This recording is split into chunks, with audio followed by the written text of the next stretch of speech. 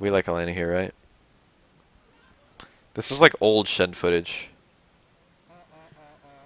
Shed was like the third strike uploader for years and years and years. This is like that little period where it's a lot of player matches. This is a player match between YSB and Arona. This is a super interesting matchup, honestly. Third strike is full of good matchups. This seems like it would be all bad and shit. It's like, oh, Elena probably just thrashes Hugo. It's not actually that bad. It's probably a 6-4, honestly. Hugo's actually not too bad here. There's definitely some things. Hugo, the thing is, like, Elena has a bunch of things that are really fantastic against Hugo's tools.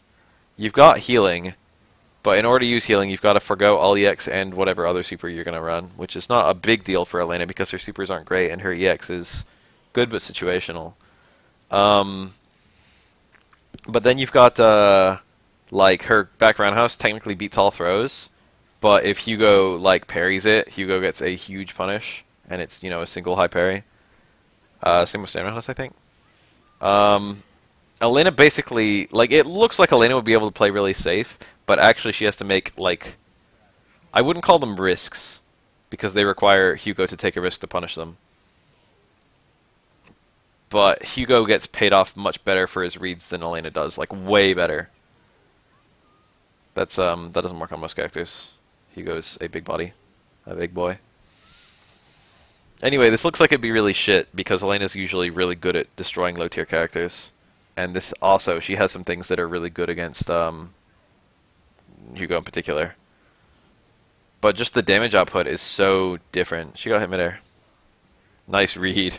That's a really, really hard read in this game. It has a very low success rate. People tend to not jump.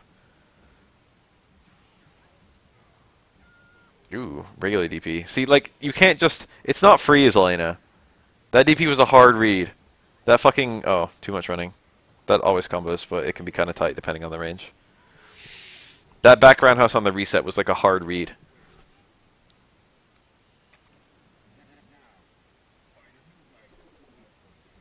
Both of these things were very risky. I wouldn't call background as very risky, but you can get fucked up if it's parried. There's no way to cancel it. If it gets parried, you're just toast. Hugo's damage is just so much higher than Elena's. The way that Elena has to like actually win through attrition versus the way that Hugo has to like make aggressive reads and then just gets paid off like really hard for all of them. It ends up being a very interesting, very, very traditional Street Fighter style match. Ends up being very Street Fighter 2. Yeah, it's actually not very Street Fighter 2 at all. It's got a lot of the modern flair. Like, the healing is very anti-Street Fighter 2. And so are the parries, and so are the like, Hugo confirms. I should say Hugo confirms, but you know. This is definitely like an early... Nice. Wake up, walk forward, car throw. That's low risk. Elena has to choose her risks very carefully. The chances of getting blown up for doing air TC is pretty low. Hugo's probably not going to jump, see your jump, and then double air parry. Also, low pokes are usually not that risky. He probably could have just supered after parrying there. He chose not to. Hugo's doing real well right now, but Elena's super. Elena basically gets about one super per round. She probably won't get more than one. Even if your heal heals you to full, you'll probably only barely get the super by the end of the round if you're lucky. There you go. Look at that. One parry, all that damage. You want to do things that aren't too weak to parries, and also you don't want to be obvious. Nice, that's gonna combo. That was a really aggressive read from Hugo. But now Elena's entering the third round with a super, basically, and Hugo's entering with none. The stage is designed with Hugo in mind. The bouncing works very nicely. I like the idea of a character having a gimmick on their own stage. The only functional gimmick on their own stage was Vega clinging to the wall. This match is never really over, but Elena can start making very skewed risk-reward decisions at a certain point. Wake up throw. So Hugo was really trying to punish. He was really trying to bait wake up DP or something like that. Elena was in a really, really bad position. That was like third level Yomi right there. Being cornered and like Hugo like standing there menacingly. The mix-up was very much clap versus like SPD, for example. And technically speaking, Elena's EX DP can be used on reaction to a clap and will beat 360. So Hugo checked his swing. He also, I don't know if he had time after a back throw, but you can also often whiff a clap because the claps have very little recovery. You can pick the deliberately wrong version of clap and then block in time if they try and do a reversal. But claps recover so quick that even if you parry a clap, you often don't have time to punish Hugo, especially if you're far away. You have to pick the right normals. Hello. That does almost no damage to the neutral throw, but it does give you the best corner carry of all his throws. Got him. That's always a possibility. That kills the whole mix-up. That's a safe jump. Hugo's really... YSP is really good at timing that. I basically don't ever... That was a punish. I basically never ever see other Hugos do that. Backdash was pretty aggressive. I know that sounds weird to say, but backdashes don't get you out of the way of anything. That was like a hard read to even go for a backdash. He was like, you're not going to SPD me, you're not going to stand strong me. It was like, you're going to be afraid and I'm going to use your fear to get away. That's what that was. This is not like a Street Fighter 4 backdash. I know that you're going to bait me and I'm going to use this as an opportunity to sneak away.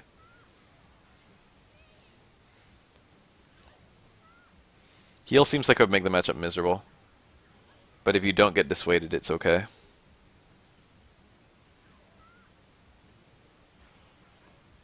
I'm fairly certain of 6-4 for this matchup. I don't think it's considered to be a 7-3. I've seen it a decent amount and it seems alright. A second heal though. There it is. This looks bad, but it's not that bad. Oh, that was a clap confirm. So every time Hugo does clap, he can buffer quarter circle forward. And if he ever sees the clap hit, he can do a reaction punch to get the clap super cancel. Clap has a lot of plus frames, so even if you don't get a super cancel, you can still link the super 3. But the further the opponent is away from you, the more you have to run before releasing. Super 3, if you hold the button down, it runs, and then as soon as you release the button, it, the read. He used the parries to get a reset. Nice. Look at this. Where did it all go? This is a huge lead. Elena does not make comebacks very well in this matchup. Healing helps, but, you know. That's an overhead. Totally safe. Just don't have it be parried. That's a nice little hierarchy Street Fighter 3 has that works really well that doesn't exist in other Street Fighter games. You've got stuff that's... You can have things like overhead, like that kind of overhead. That kind of overhead would break Street Fighter 5. It's very hard to react to. It does pretty good damage, and it's like 100% safe. I mean, maybe some character can punish it with like a reversal super. He did that solo.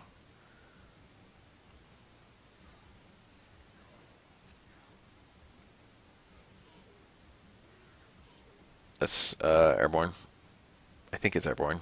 It's at least got low immune frames, and it's unthrowable.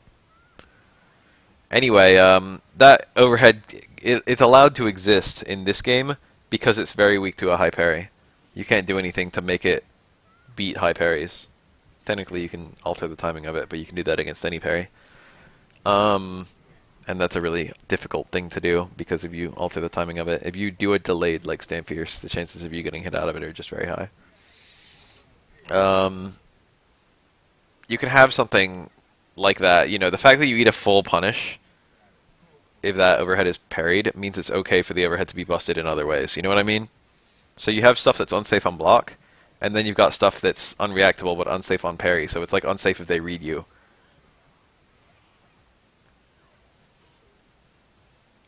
And most stuff in this game is unsafe if they read you. Like, there aren't that many things that are safe even if parried. You've got actions that are safe even if parried. For example, throwing. If they parry you, you know, you throw them. Parry is a really nice feature. It needs to be, this game didn't like fully iron it out in a way that's good. But parry is a really nice feature. At the end of the day, parrying just gives you another thing to think about. Parry mostly works in this game. People like to talk about the times where it doesn't work. And people also like to parrot stupid shit. Not that Viscant's an idiot. Not that I'm talking about Viscant.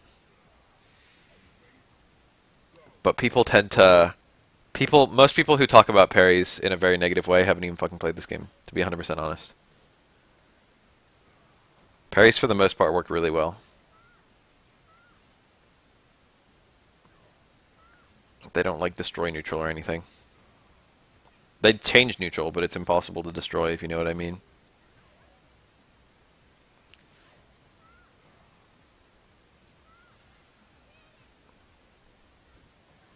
Quick standing there basically does nothing. She gets, like, a big heal no matter what. You can't safely... Oh! Ouch. You can't safely punish a heal because she can always cancel it early. So she can usually get a full heal because, you know, you're afraid to punish it. It's just better to never go for a punish on a heal. She gets almost the same health by canceling it early anyway.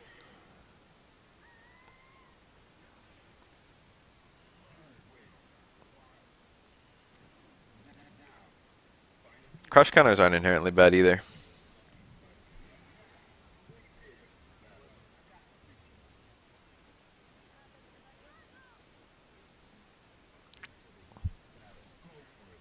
Crush counters skew risk reward a lot, so do parries. Parries are too rewarding to not go for. Parries definitely introduce a possibility of luck to the game.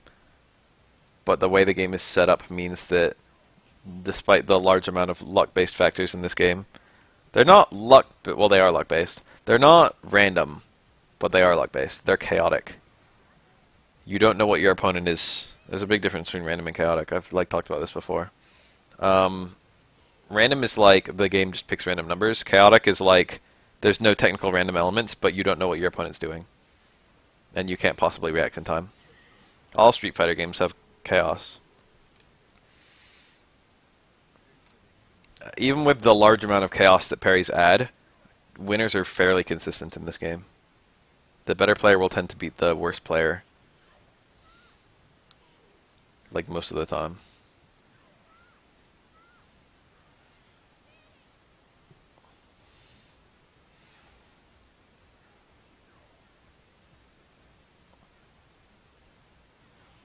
You know who I think is a shining example of crush counters? Is Ed. Ed's crush counters are like perfect. Look at that punish! Saw the instant overhead that he parried, and then went for a fucking normal that punished the instant overhead and also got a knockdown and a bunch of corner carry. And it's a normal you normally wouldn't use. Look at Ed. Ed's got like 3 crush counters, okay? Oh, a commentary all of a sudden. Bad trade. Oh! He could have killed right there. Instead he had to make a hard read and it didn't pay off. Ed's got Stand Fierce, which is an actual good button. And it crush counters, but you get pretty much nothing from the crush counter. Technically speaking, you can do reaction super cancel and you can also do a V-trigger cancel, but the V-trigger cancel is actually not that good. So basically you get a reaction super cancel or nothing, right? Off of Ed's Stand Fierce. It just knocks down. If you get the crush counter, you get some screen position, you get some better damage, you get a knockdown that you can follow in. Okay, that's your reward for getting the crush counter, and it's off of an actual good normal. If you get stand hard kick crush counter, it's actually like a really good normal to get crush counter. Tackle. I'm talking about Ed Stand Fierce. If you get stand roundhouse crush counter, you get a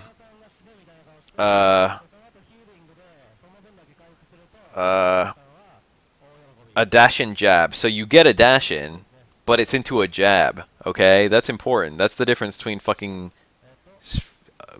between Urian and Ed. Ed's dash-in goes to a light, and lights have very, very weak combos. Compared to Urian, who gets dash-in crutch fierce, which is the stupidest fucking thing in the universe. Juggle into a crouching normal. That only works on a few characters, one of which is Elena. Elena gets abnormally close to the ground before she hits the ground. She falls longer than most characters because she's narrow midair, vertically narrow. She's very horizontal while being juggled. Nice read. That was a really, really aggressive read. That was really mad unsafe.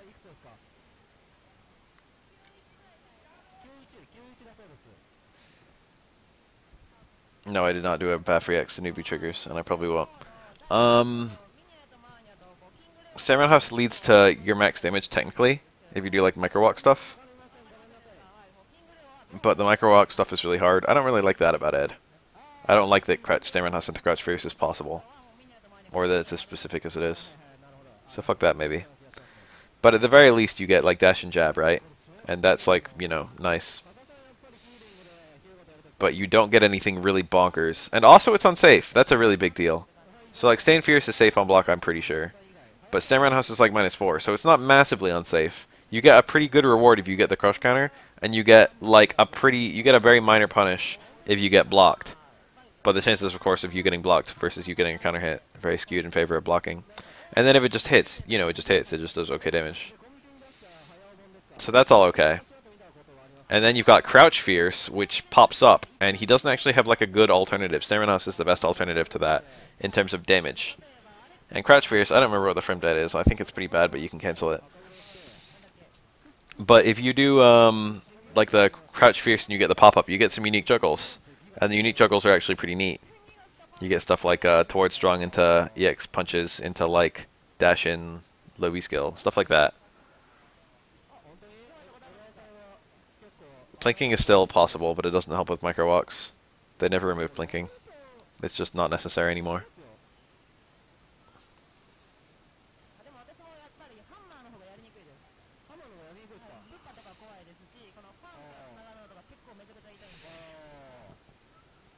And it has the crush counter suite.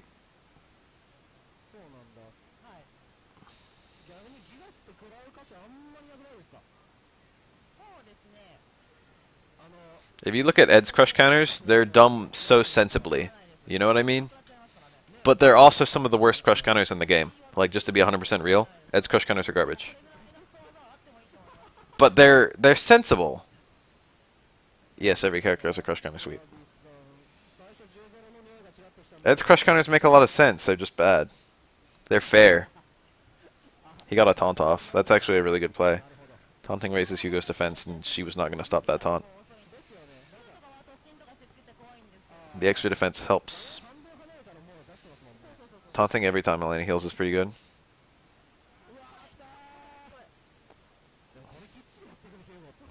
That was a deliberate whiff. He was trying to bait a EX clap. I mean EX uppercut. He would have been able to block in time, but Elena saw it, did not bite.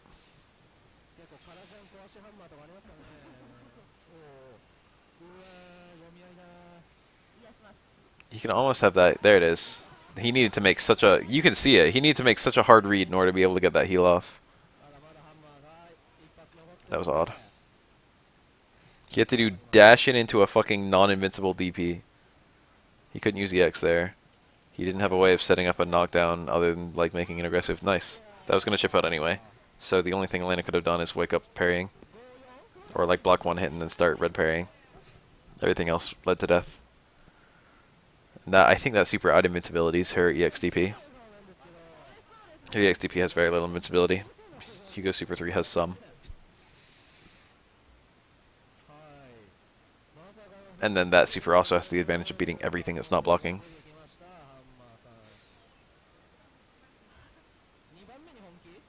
Yeah, Hugo changes almost not at all. The Armored Stand Fierce is a bit different.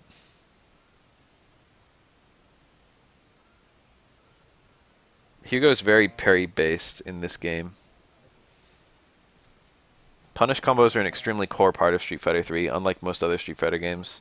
Like, punish combos are something you should know, but you won't get that many opportunities for in most Street Fighter games. The opponent needs to basically fuck up in order for you to get a punish.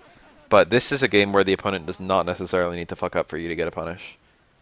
And that goes both ways. You don't necessarily need to catch the opponent fucking up to get a punish. I didn't know you could do a fucking regular lariat there. I thought you had to use EX. That kind of surprises me. Maybe it's because she was crouching.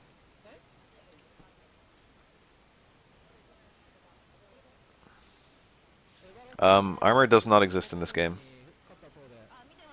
EX Lariat is only used for its speed.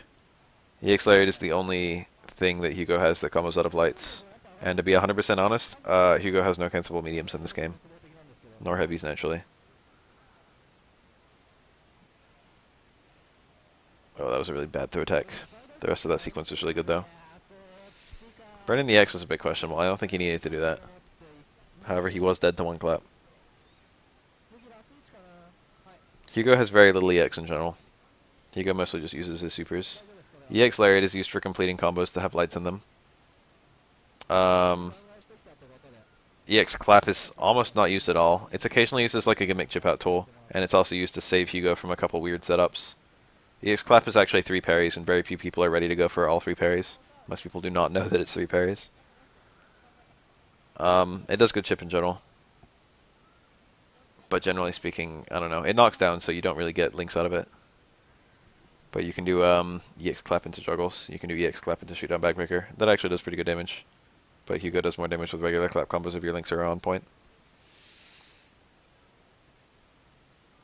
Depends on what super you're running. And then I think those are his only 2 EX moves, aren't they? You can't do an EX shoot down backbreaker. You can't do an EX meat squasher. You can't do an EX ultra throw. And you can't do an EX SPD. So Hugo has 6 special moves, and only 2 of them have EX versions.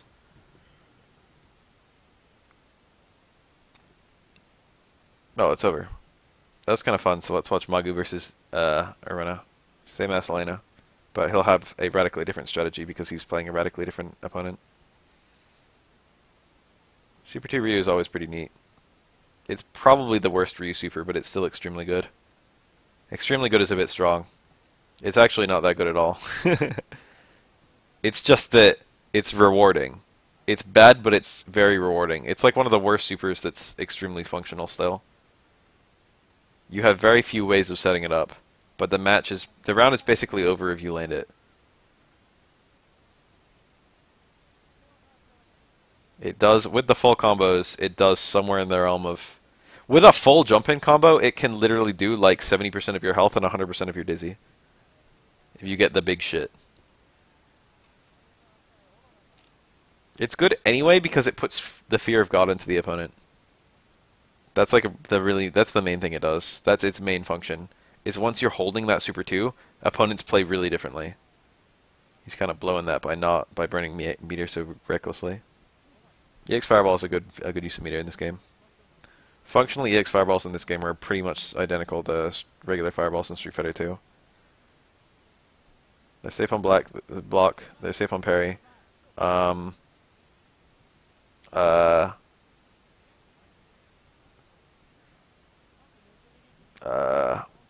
They go out pretty fast. They do good damage. There's like no downside to just throwing them out. But the opponent like kind of, it's kind of scary hitting buttons when you're fighting Ryu with Super 2. There's kind of just the possibility he's just going to fuck you up. And it changes things. Ooh, nice whiff punish. Remember that? Remember whiff punishing? It's actually a thing in this game. People act like there's no footsies in this game, but then you see shit like that.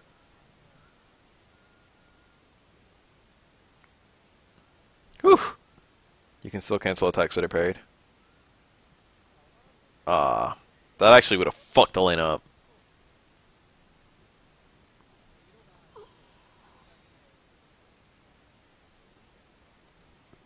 And it's lucky that Ryu player dropped that combo. Ryu setups for Super 2 are pretty awful. You got Towards Fierce Link Super 2, which is basically a non-factor. I've never even seen a player go for that. Towards Fierce is too hard to land. You've got Towards Fierce is basically never ever used in this game. You've got low short Super 2, which is probably the most common setup. It's just 2 low shorts and it confirms Super 2. Super 2 has very few confirms. That's like the main one. You can do a spaced universal overhead and Link Super 2. Super 2 is a 2-frame super. So, you can confirm it like that.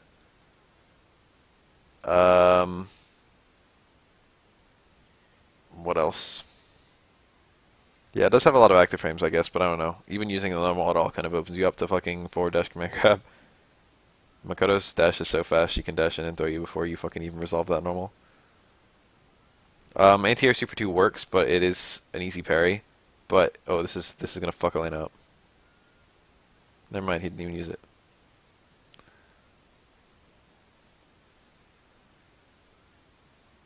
This is something else. He's acting like he's Super 1 Ryu right now. He's like, I'm gonna win this the old-fashioned way. Curious. You can still turn... Ryu has good EX, and you can still turn Super 2 Ryu into an EX Ryu if you want to. It's really hard to turn Denjin Ryu into an EX Ryu. Super 1 Ryu is almost exclusively used for EX. You don't use Super 1 that much. Super 1 just lets you have lots and lots of EX, which is worth having because Ryu has good EX. Ooh.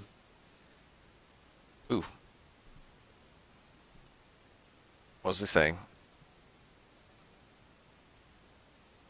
I forget. Super 2 setups?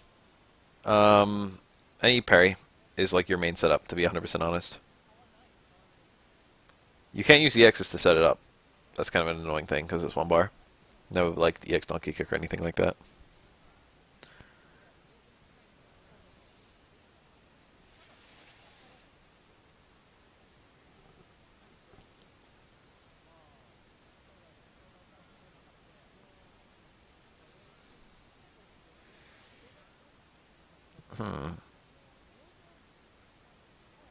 Wow. Magu's on the hard read this round. He can't be wrong. He doesn't want to use Super 2, even if he gets an opportunity for it, because of the health. He wants to be able to carry this meter into the next round.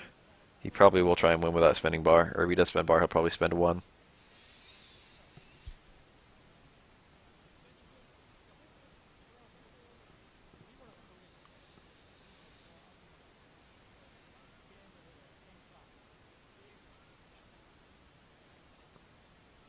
He's not using the Super 2 as Fear Factor, and he's not using the Super 2 as a Super.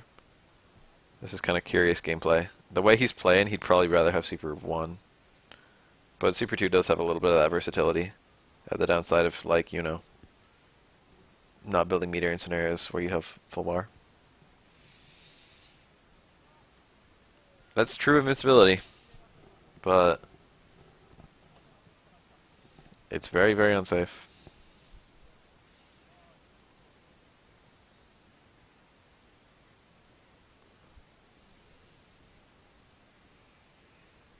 Okay, switch to Super 1. He was having the same thought process I was having for him, which is if you're going to play like that, fucking just pick Super 1. Super 1 is probably the most defensive Ryu. Whoa.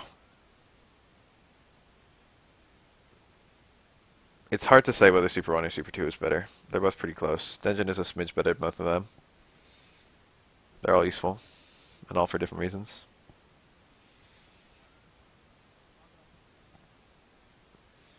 Kuroda famously said that Denjin was the best super in the entire game. And anything Kuroda says is law. I don't know how I can say that when, like, Chun-Li Super 2 or Yun Super 3 and Yuri and Super 3 exist in the game. Get him? Yeah. That wasn't even a crouching opponent.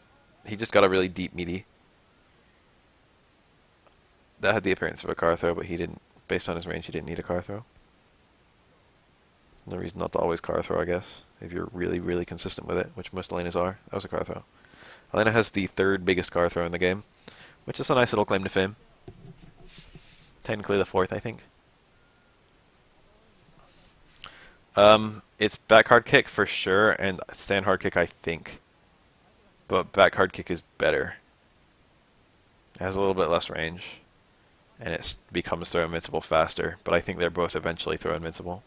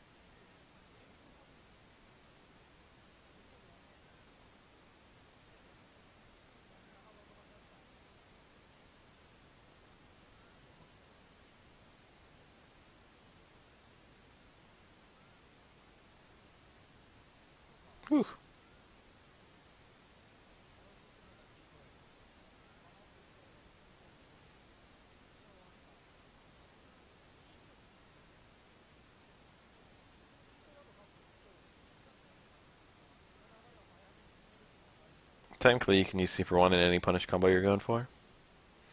You rarely see that move on purpose. That was a failed super, almost for certain. The only time you see non-EX Rhino Horn is usually to get some kind of weird chip out, or juggles. And non-EX Rhino Horn juggles don't work on that many characters.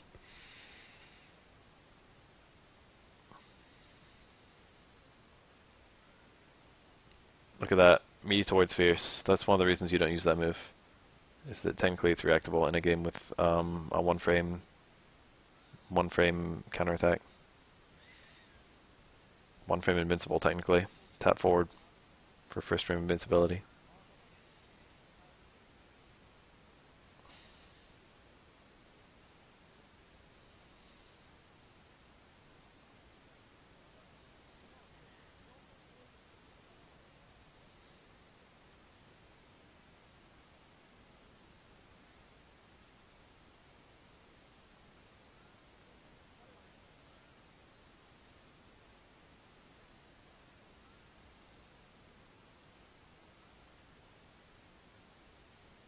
Tatsu here on Elena. He dropped it. I think that works.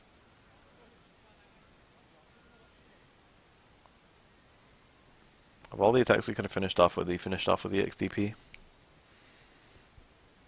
There's something charming about that. I can't place it. But it is charming.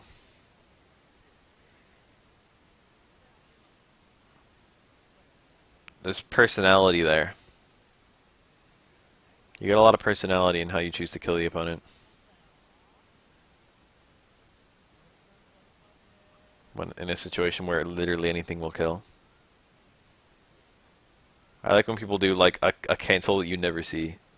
You know? It's like, okay, I can kill the opponent now. And then they do like Ryu close jab canceled to hard DP or something like that.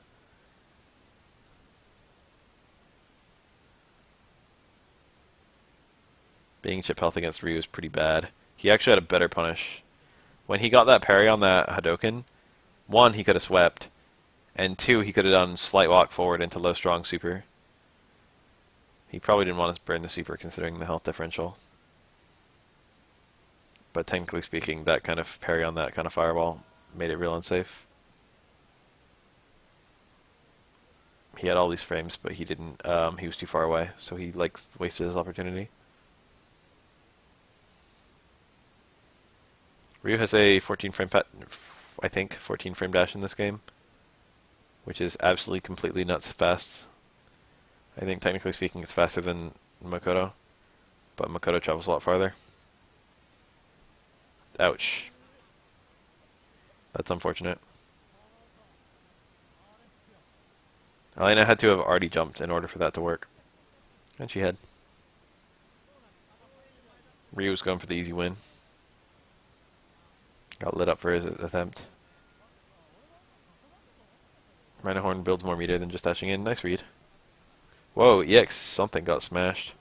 Probably an accident. Probably EX Rhino Horn trying to go for EX DP. My best guess. Oh.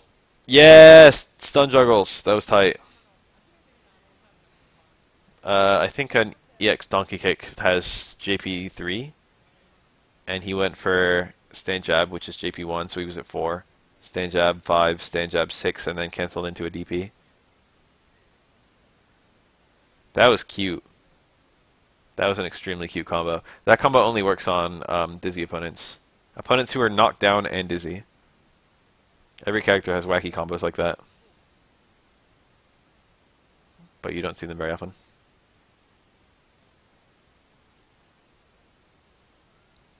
Getting dizzies on airborne opponents just doesn't happen very often for most characters.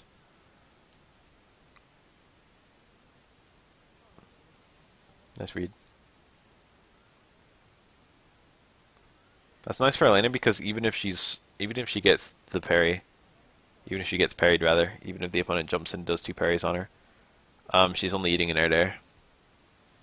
Of course, she's only getting an air dare, but you know.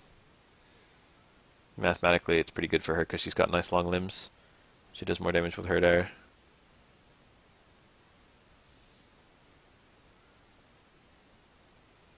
You can really see that Elena, you know, both sides are taking risks, but you can really see that Elena's risk is more in her favor. That's a really important thing in this game. taking the smaller risk. Denjin now.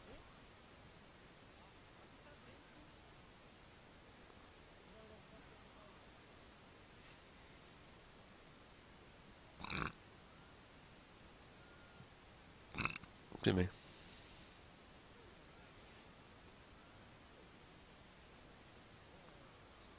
Ah. You can always do instant hard Tatsu, and that works, I think, on all characters at most ranges. That was Ryu car throw.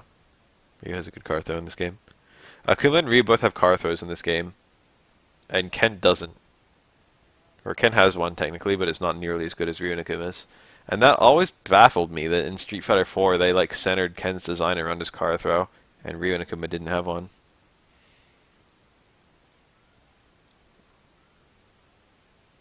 Karas have always existed in Street Fighter, but Kara throws came into being at the same time that this is good setup. Kara throws came into being at the same time that two button throws came into being, which was like I think technically Alpha 3. Alpha 1 and 2 had one button throws, and Akuma's just oh yeah in Street Fighter 4 it's not that big. It's this game. It's Third Strike. It's the third version of Street Fighter 3 and the third version of Street Fighter Alpha are when they introduced two button throws. Before that was always one button.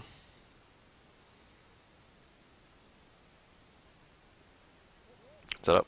Oh, that's the read. There's always the possibility that you're going to eat a Denjin for going for something like that. Because that's one parry into low short. Like, there's no way to turn that into multiple parries. It's important to mix up. Every time you see a Denjin, you're in a mix-up scenario, and that's one of the counters. One button plus direction, that's right. Street Fighter 2, Street Fighter Alpha prior to 3, Street Fighter 3 prior to Third Strike, all had one button throws. One button plus direction. Nice, that's some power. So he's back to Super 2 now. You can reaction parry that. It looked like he went for the red. It's very rare to just miss the block on the second hit unless you're going for a red parry.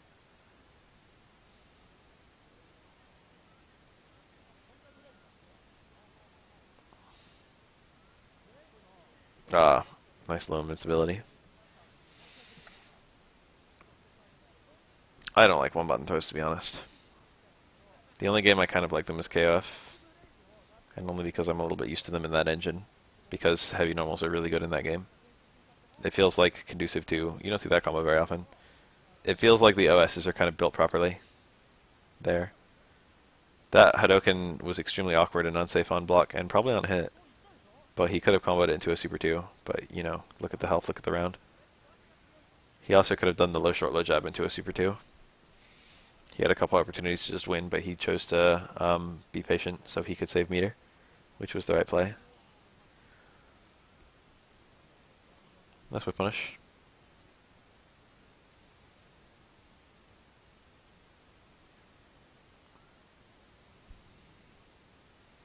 Playing hard and fast with those EX moves. We haven't seen him land a Shinshoryu yet, have we? I really want to see one land. Oh, that's it. She's dead. The most damage from that is the third and fourth hit. We didn't even get to see all the power. Not only that, but there's a follow-up juggle. So that was still going to kill. If she had like 30% more health, that still would have killed her. Maybe not 30%.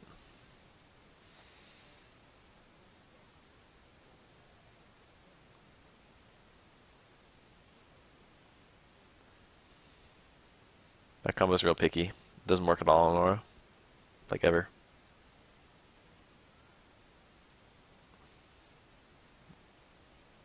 Generally speaking, you can combo either stand or crouch fierce into any version of X kick, but on certain characters, certain versions of them will get really fucky depending on the range.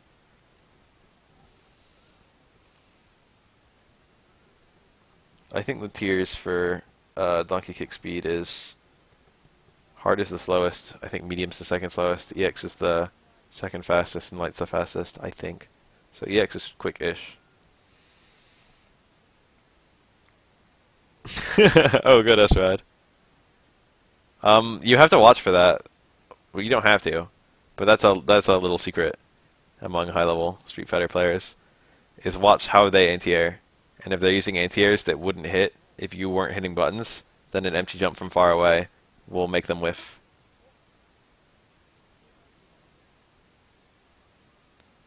That also makes them... The thing is, it doesn't stop work. It's not a gimmick. It doesn't stop working once they realize you're going for it. Because they have to start going for anti-airs at all in those contexts, which lets you make them block jump hard kick and gives you free mix-ups.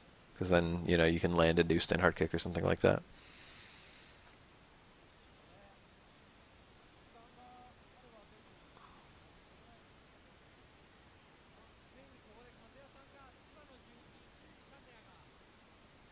That was good. There was something else I wanted to watch. It wasn't this, but I'm going to click on this and see what's going on. I don't know if I want to watch, if I want to start watching this right now.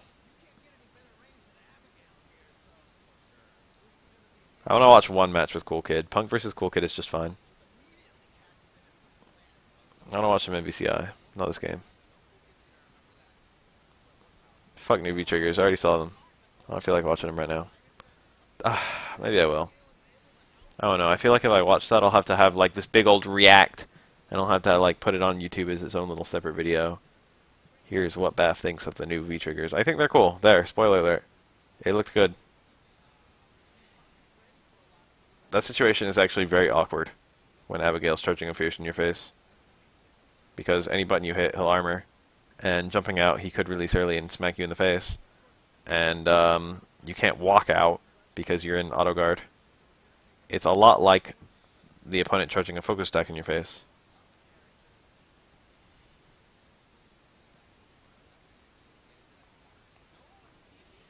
Define stupid. There are a lot of ways that Abigail looks stupid, and I want to know what your particular version of Abigail looks stupid is. Whiffing throws is definitely something that happens a decent amount in Smash. Yeah, that's a punish.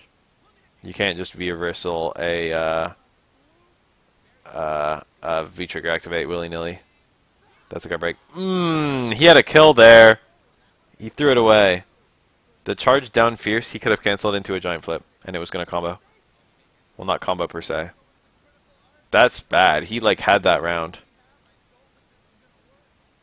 He literally won if he canceled that. That would put me on tilt for the whole day, to be honest. I'm pretty sure Cool Kid ends up winning this entire, like, tournament. But if it was me, I wouldn't have even fucking...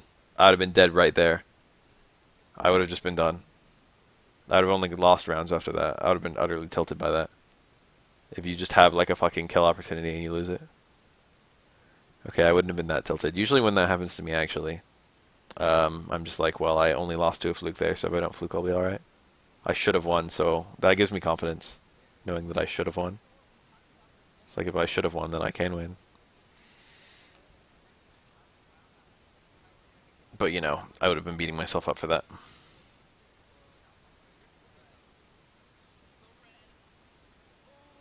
This is, oh, there we go. That's +3, I think.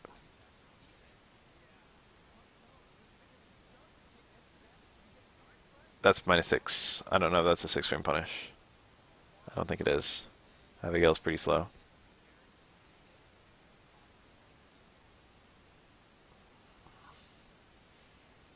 He's doing all the stuff that I theorized Abigail would do at a high level. Ooh. Oh, back power punch really is 6? Damn, it was a punish then.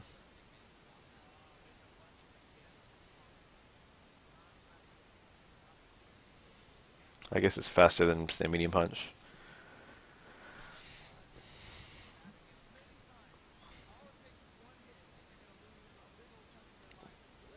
This is big damage. Abigail's combos are actually really finicky there. He can technically do a charged crouch hard punch, but there's almost no reason to. No, he has to do a charged forward hard punch, I think. Nice. Dead.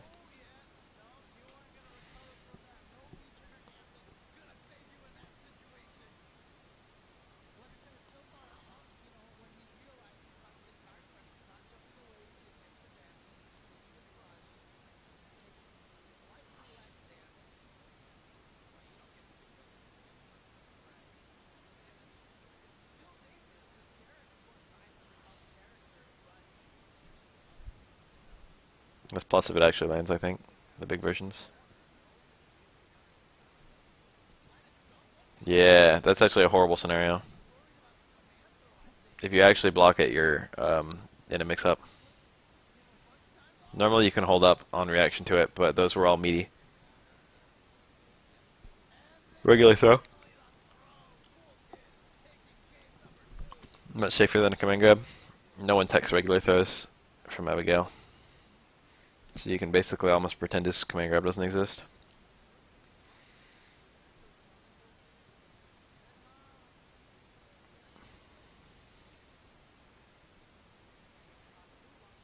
That would be an excellent joke character. Like something like Toro or Kuro. This will kill.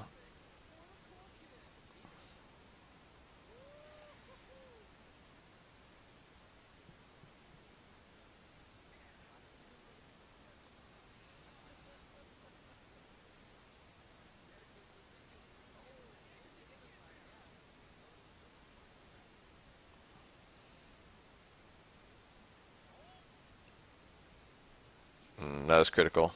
Punk could have dizzied there. He could have still anti-aired. That's about to whiff. That was also, I think both of those were spaced really badly. Overhead. This dude, this does a butt ton. Yep, he got it. He got the whole thing. Regular throw again. Played that perfect. I didn't know that combo was possible until fairly recently. I did include it in the Abigail, how to play Abigail though. I thought he had nothing there. Besides, no, I think I thought he had nothing. I couldn't find anything besides back fierce fierce. So I was just like, do regular command grab in the corner, don't do EX command grab. But he can do EX command grab into EX giant flip. And it's 2 bars, but it does damage worthy of being 2 bars. That is severe in V trigger.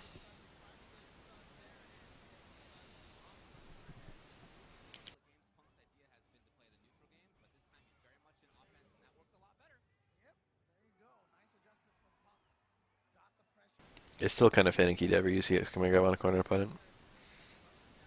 Abigail is actually a fairly well-designed version of a character that fucks you up if he gets a good connect. These characters tend to always be bottom or always be top, depending on either matchup or just like, you know, in general. Damn, how did you know?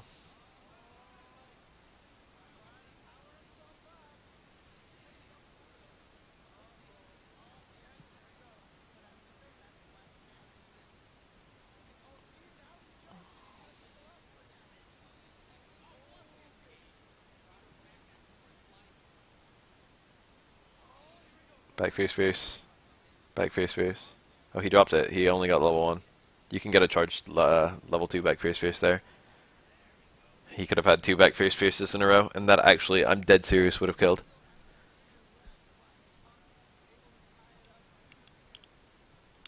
Yeah, kill combo off of that EX command grab.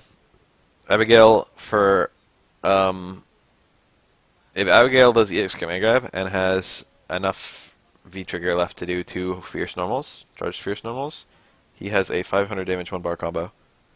And that 1 bar is the EX command grab.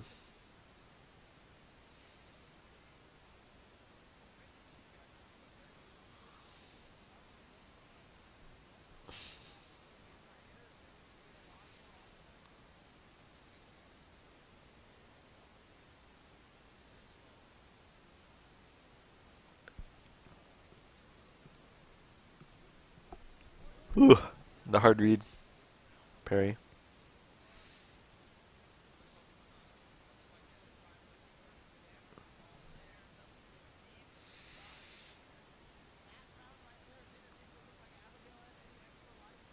All these fucking matches have been so one-sided.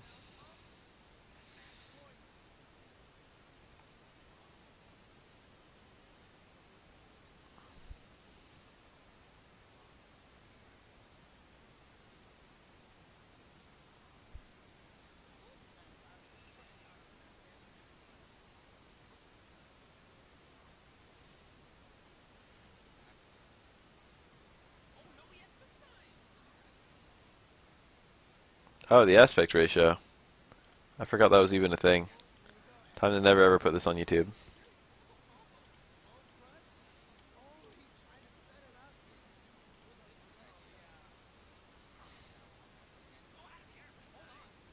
Damn it. Why is Dead Strike a different aspect ratio from all their fighting games? Dead Strike is actually 100% standard aspect ratio for most fighting games. It's all these modern HD ones that have a wide screen.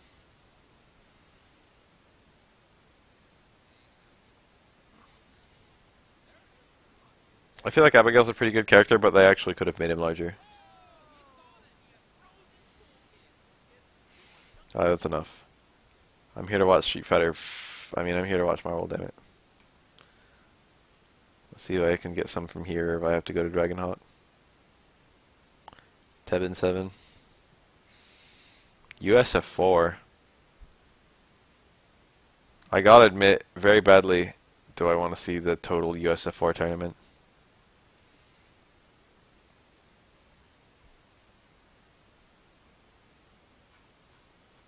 Not just no finals.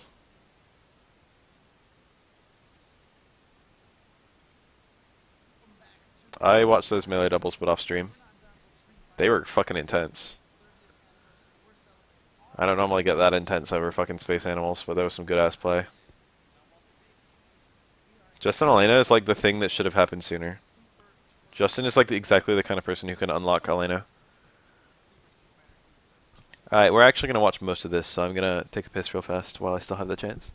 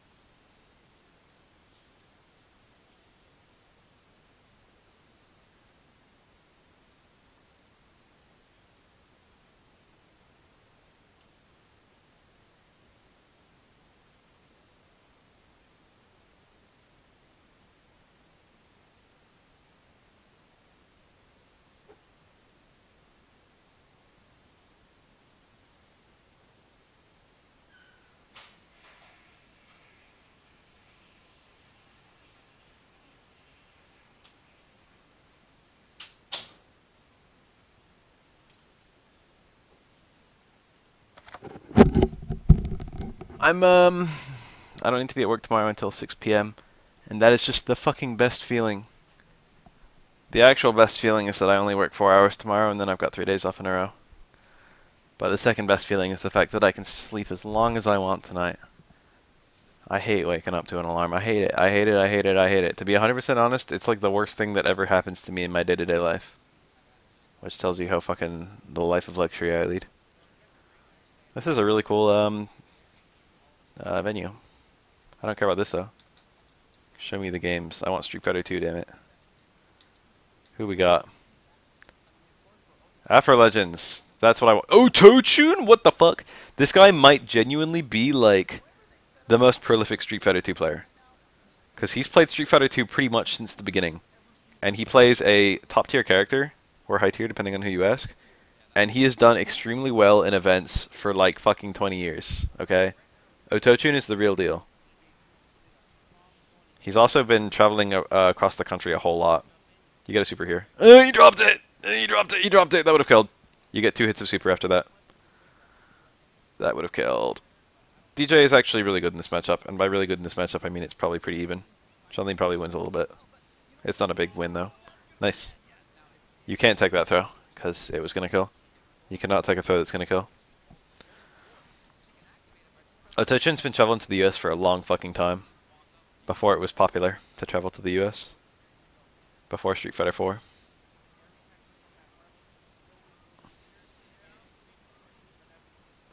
DJ Super is not as good as Chun-Li's. So technically speaking, he loses in a scenario where they both just are building meter. Chun-Li's is like way better. Nice up kick.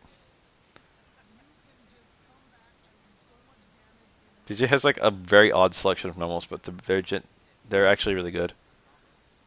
Melee left forward has a lot of plus frames.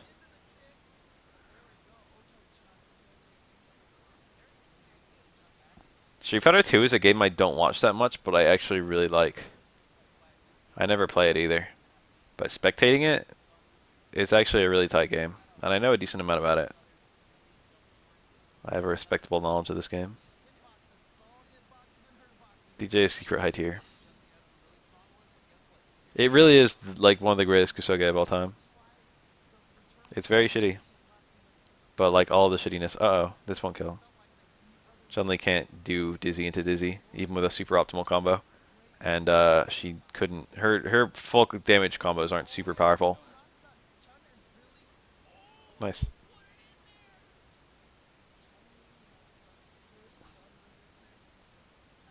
I can see Chun-Li doing good in Rushdown or in Fireball Wars, to be honest. The only thing is I can't see her. I don't know. If DJ has all charges, he's in a pretty good position. So I guess maybe zoning is probably better for... Ooh, bad trade for DJ. That's really unseeable. Chun-Li can do towards hard kick, and it looks like a cross-up always, even if it's not. Nice. You get wider when you throw fireballs for most characters. DJ is one of them. He accidentally threw a fireball and pushed himself into the lightning legs, which Otochan used for kind of a long time. That's true. But if they're both millimeter, it's better for Chun. And Chun can use her super to punish DJ fireballs. Although you have to be kind of close. It's hard to react to fireballs in this game. Chun-Li has one of the best fireball punish supers in the game, and it's still not great at punishing fireballs.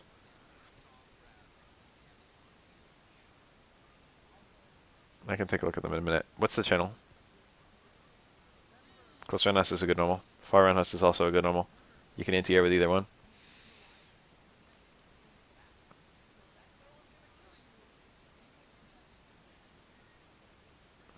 DJ Sweep sets up some shenanigans, a low medium kick, and it's also, I think, 100% safe. Alright, I'll click both of them. Give me a sec. See what we got here. Coach C versus Youth. Did I just click the same one twice?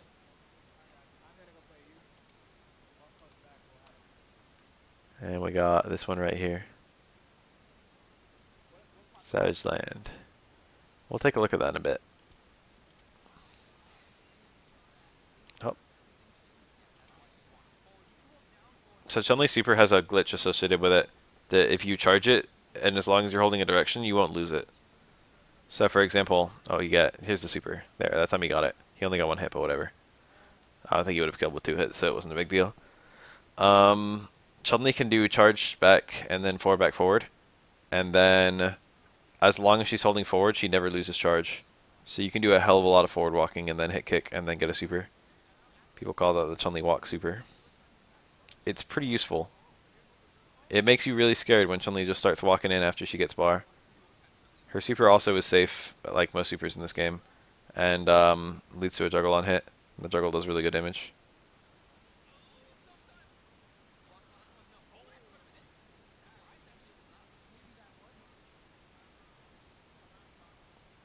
That super is situationally unsafe depending on the range. It tends to fall out on grounded opponents. The supers that are unsafe are so bad compared to the supers that are. I think Ken has an unsafe super. Honda's I think is technically safe, but the first hit doesn't come with to the second hit. So if you do it, even if it's a punish for the first hit, if you're fighting a character with invincibility like both of these guys, or any Shoto, they can just DP you. Like they can eat the first hit and then DP you. It's really stupid. Honda Super is maybe the worst super in the whole game. It's still occasionally used because it's invincible. There are a lot of really bad supers and a lot of really busted ones. Vegas is a good example of one that's really busted. He can option select it in every single wall dive, and the meter is never consumed until he lands it. You can just do the super version of the wall dive infinitely, and then if you ever get the grab, it turns into the super version of the grab. Otherwise, it's just a regular ass wall dive. If you want to look at a super that's really garbage, take a look at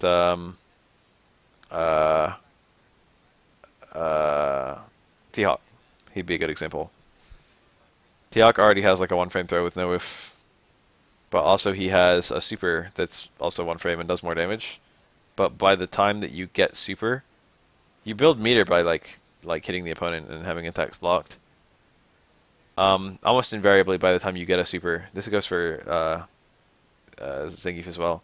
By the time you get a super, SPD, a regular SPD will almost always kill.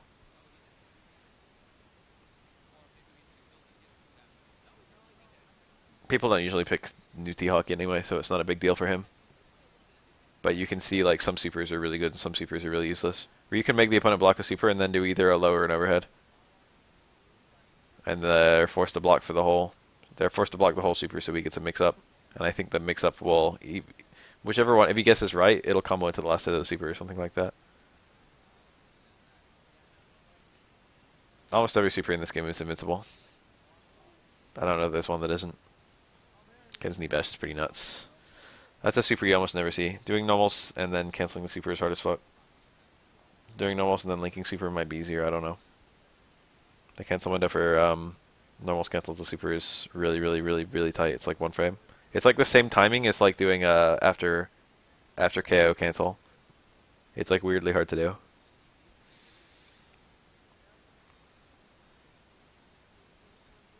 I didn't mention this, but Honda can also store a super like Chun-Li. But unlike Chun-Li, it's actually useless for Honda. The only other charge super I can think of is not Ken, Gal's double flash is charge, but you can't walk at all for that one. You gotta like jump. And Bison Boxer, Balrog, his is charge, but I don't think you can store it.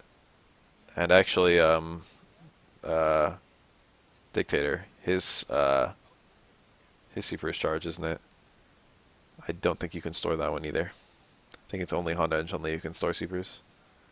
Honda's is basically useless. Chun-Li's is really good. Ken is like secret good. Ken has like long been like a viable character for tournaments because he's basically Ryu. But in almost every way that he's different from Ryu, he's usually a little worse. His super's a lot worse. His fireballs have more recovery in a game where fireballs being good is amazing. And believe it or not, his uppercut is actually generally worse than Ryu's. Because Ken has a multi-hit uppercut and Ryu's are all one hit. The extra range of Ken's actually maybe arguably hurts him, because if he gets the first hit but not the second, or the first and second but not the third, he doesn't knock the opponent over, and then he's punishable on hit. So the only Ken uppercut, it depends. It depends on a lot of things, because you still see them for like the arc they have in anti-air scenarios, or like the speed. But a lot of Kens only do light DP. In particular, Ken's been shooting up lately, because Ken has like always been like, he's Ryu but worse in some matchups. Like I think he's worse against Sim. He's definitely worse against Old Sagat, because he can't hang in a fireball war the way Ryu can. That's like a lot less risky than it looks. Yeah, light DP is really good in this game. Don't get me wrong. Light DP is really, really stupid. He's got near full body invincibility on his light DP. Only his head hitbox is still there. Her box. And it's safe on block. So, you know. Invincible plus safe on block is a very fucking stupid combo. Dame Dai, in the last, like, decade, which is actually fairly recent in the span of this game, has been repping not only Ken, but old Ken. He uses both characters, New Ken and Old Ken, and both of them were seen to be kind of, I wouldn't say mediocre. They're still seen to be high tier, but not viable against the top tiers, or like not viable, but like if you can use Ken, you should just use Ryu. Has long been the opinion. But Ken does have some interesting, unique features. One of them is this knee bash, though, and Old Ken in particular has some very interesting features. In particular, some option selects that are completely retarded. Old Ken has probably the best DPs in the game. I think they're all one hit, but they still have the arcs of like Ken DPs, which are different from Ryu's. And they're all invincible. They all have full body invincibility all the way up, and of course the light one's still safe. You can only choose between old and new, which is technically speaking, you're choosing between the Super Street Fighter 2 version of the character and the Super Street Fighter 2 Turbo version of the character. So imagine Street Fighter 4. Imagine if you could choose between AE 2012 and Ultra. That's what it's like in this game. But you can't pick like Vanilla Sagat. You can only pick like AE 2012 Sagat or Ultra Sagat. That's how this game works. Anyway, old Ken has a more invincible light DP, and he also has a much better medium and hard DP. And losing his super is not a huge deal for him.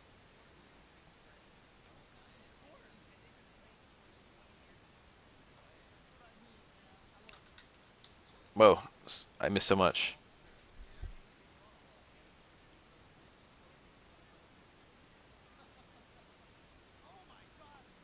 So old Ken is seen to be a very popular character. Well, not popular, but like he's seen to be like secret top. And in particular, Damdai has beaten actually a lot of the best players in Japan with his old Ken.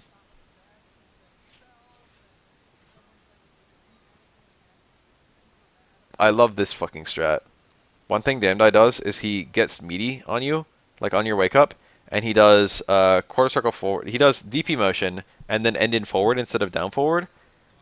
And then he does hard kick card to light punch. And if the opponent's throwable, then the towards hard kick will come out as a throw. Okay? So a DP motion into a hard kick gives you, like technically speaking, the input for a towards hard kick, which is a throw up close. And if the opponent's throwable, it will do that. It will do the throw. But if the opponent is not throwable, it'll give you a stand hard kick. And if you do the stand hard kick, you can carry that into a light DP. And that's really busted on some characters. If you get that Kara timed right and you do it on the first frame of the opponent's wake up, then if the opponent's throwable, they'll get thrown. And if the opponent is not throwable, this is a game where you can't jump out of throws.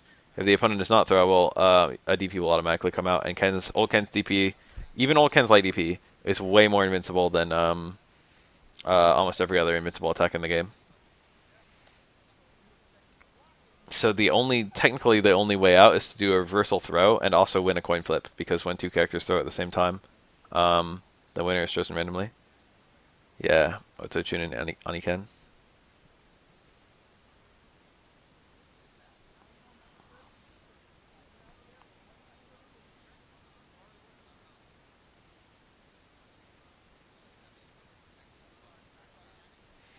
So old Ken has like option selects like that.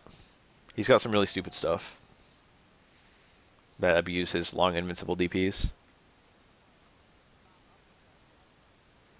I think Ken actually has good throw range too. So technically speaking, yeah, there it is. Oh, that was a really bad fireball. It's probably supposed to be a DP. Technically speaking, what was I going to say? Something about Ken's DPs. Oh, technically speaking, Ken can throw you up from outside your throw range of your certain characters.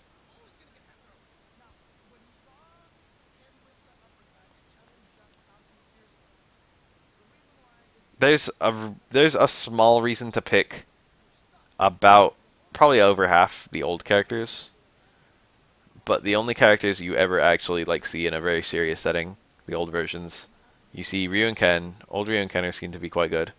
Ken for similar reasons to Ryu. I mean, Ryu for similar reasons to Ken. No, I have not seen anything. What was I saying? Nice. That's probably a bunch of OSs, to be honest. He probably just like did safe jumps and OS DP. God damn it, what was that? Old Sagat, old T-Hawk are seen to be genuinely better than their current versions. And then you have a few characters like old Ken, old Ryu, old Honda, a couple others, I think, where there's some reason to pick the old version over the new version. That was a crazy kick. That was weird. That's a special move that did not survive. Ken has a very strange special move that's not in any other Street Fighter games. There's 3 different versions of it. There's like, I don't know if it's one with light kick, one with medium kick, and one with hard kick.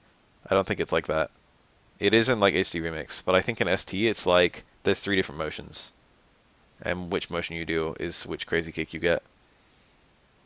There's 3 different crazy kicks, and they all have radically different properties, but all of them can be cancelled into an overhead.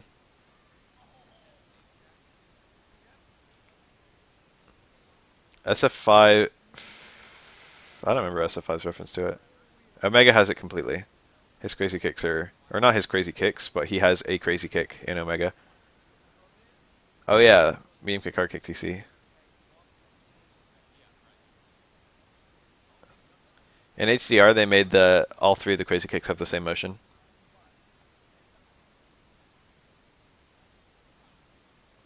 One of the crazy kicks you can do normals and cancel them into the crazy kick and it combos. And then one of them you can do and then do a sweep and it's like a one frame link or something like that. There's like a little bits of combo application with the crazy kicks, but usually you don't really see them that much. They're mostly ignored.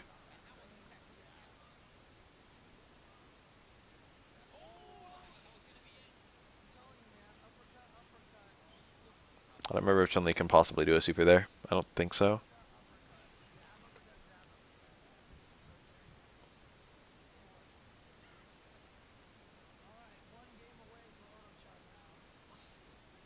Otochan, pronounce it right. Disgusting ass James Chen.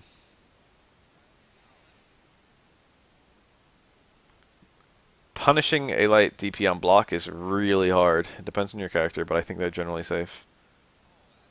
Whiff punishing a light DP is still really hard. Like, think of whiff punishing a light DP in Street Fighter 4. Ken's light DP. That is way easier.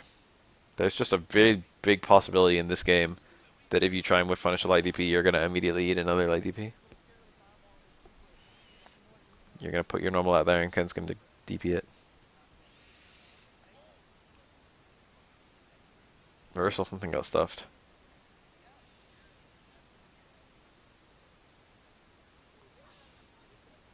Meaty fireball. That's a link.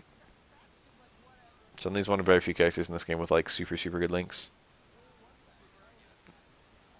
Right, like I could do there. He had to do super after Chun-Li's.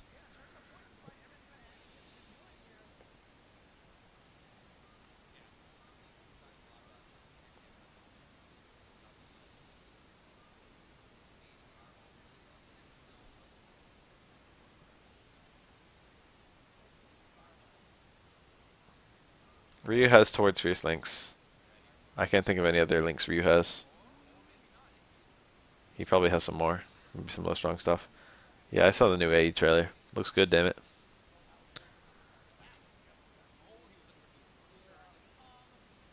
Watch out for Chan. That's it. That was the walk super. It was subtle, but it was there. That was good. That was some good shit. So that was just ST. That was grand finals of ST. Guess so. They're interviewing him. I don't care about what Otochan has to say. Let's jump down to the timestamps. Oh, what do you know? Sugiyama's here? What the fuck? Alright, I'm gonna be real.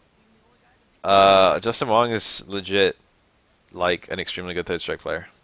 I've seen a decent amount of Justin Wong play third strike, and it doesn't take much to be good with Chun-Li in a tournament setting in this game. And Justin Wong's like tailor-made to do that shit. Justin Wong's like exact skill set is tailor-made to be a lame-ass Chun-Li. Chun-Li can outlane with the best of them. And Justin Wong can outlane with the best of them. So this is definitely like not the tier difference. I would say Sugiyama is probably a much more skilled player in general, in like almost every category. But the tier difference, Justin Wong is no slouch, and the tier difference is making up most of the skill difference. So I would say this is absolutely something Justin Wong could win, although I predict Sugiyama to win.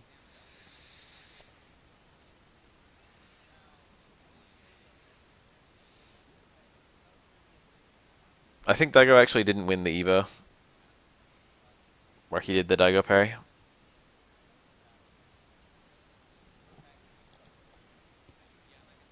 Also, the Daigo parry did not happen in Grand Finals. Justin Wong chickened out of that one. It's like Chun-Li doesn't need to make any sort of risks or hard reads or anything. She can super punish this, I think. He didn't go for it.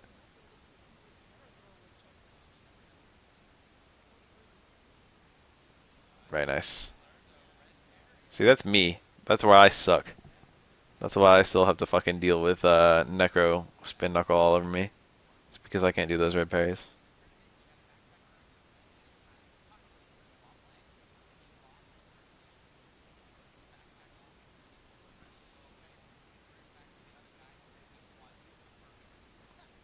That's one of the most important red parries to learn in this game. I mean, not that any red parry is important to learn versus Necro, because when do you need a red parry to like beat Necro? But that red parry is very non-risky to go for. 5 hits on Sean. Hard electricity does actually a shit ton of damage.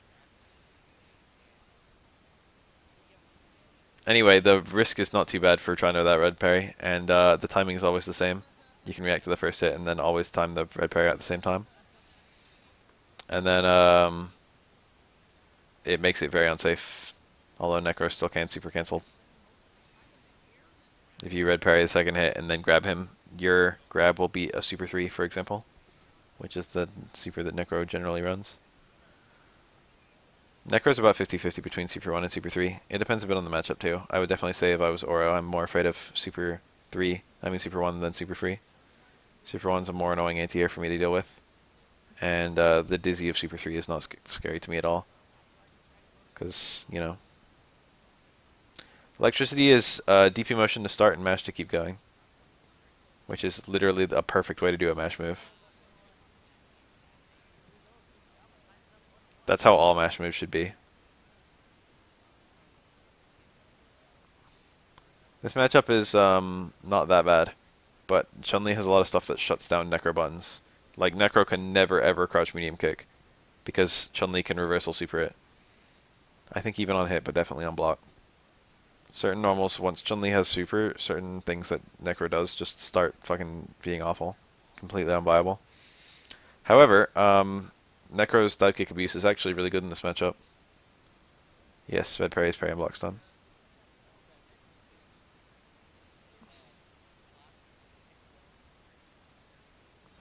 That was a deliberately whiffed blow short, trying to get the bait of a block or a parry or something.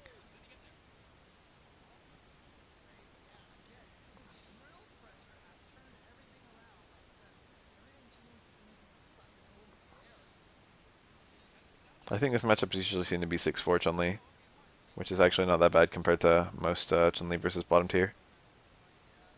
This might Dizzy. He can't kill here, I don't think. Wrong combo. He didn't get close enough after the hard hammer hook, and then after that he had to do a really far away combo. I think his ideal combo was, I don't remember what it is against Chun. I think it's literally hard hammer hook into hard electricity, and then you just get the 5 hits of electricity against Chun. I think that's optimal. You can also do hard hammer hook into back hard kick into EX. I think that works. EX hammer hook. That does good damage. It's nice to see Sugiyama, dude. I'm not gonna lie. This is a treat.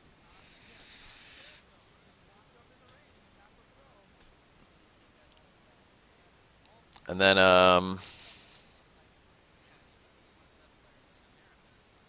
ooh, that might work. Yep, got him.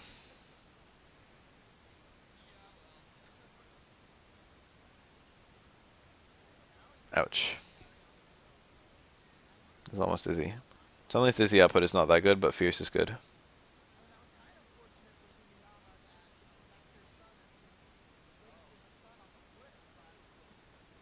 So Wong looking a little bit fatter, maybe. Gaining weight.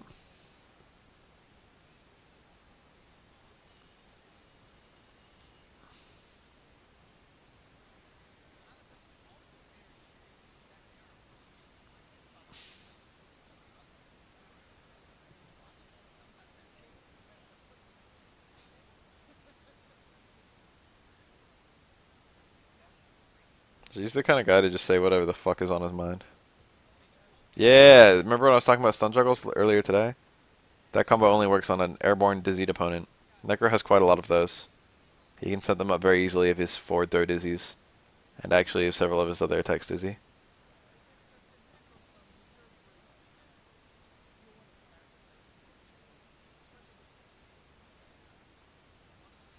Oh, that was actually death if Necro guessed right. That was a good EX break kick, I suppose. Chun-Li's dizzy is not that good, I was saying. Oh, got him. No juggle outside the corner, I don't think. Chun-Li's dizzy is really bad unless you're doing the damage of super, does a lot of dizzy, and her fierces do a lot of dizzy, and I guess close run has too. Her heavy normals. Everything else she has does like no dizzy at all, including special moves. I thought she might do a decent amount. I don't know, just Wong's face looks a little fatter. His body looks the same.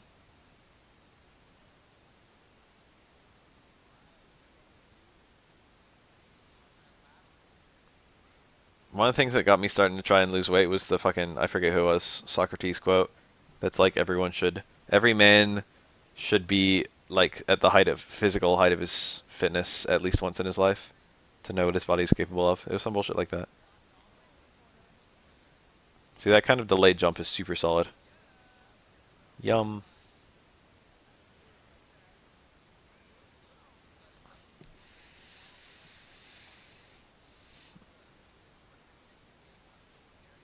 Justin Wong still looks like a kid. Justin Wong got to 18 and then stopped. It's because he's part Japanese.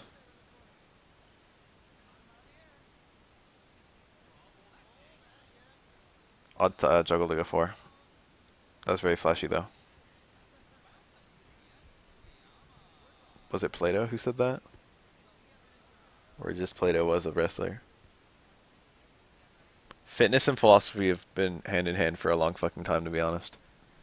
When you're working out, you have a lot of time with just yourself and your brain.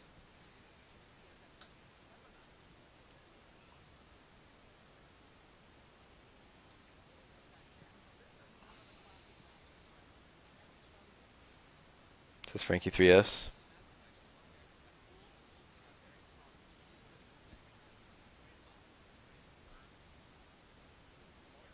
I don't know what a Frankie BFG is.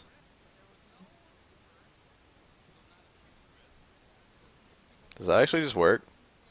Can Ken just do a point blank universal overhead on Chun-Li and then link a DP? I thought it needed to be at least a little bit spaced or at least a little bit meaty. I know Chun-Li gets hit really late by the universal overhead.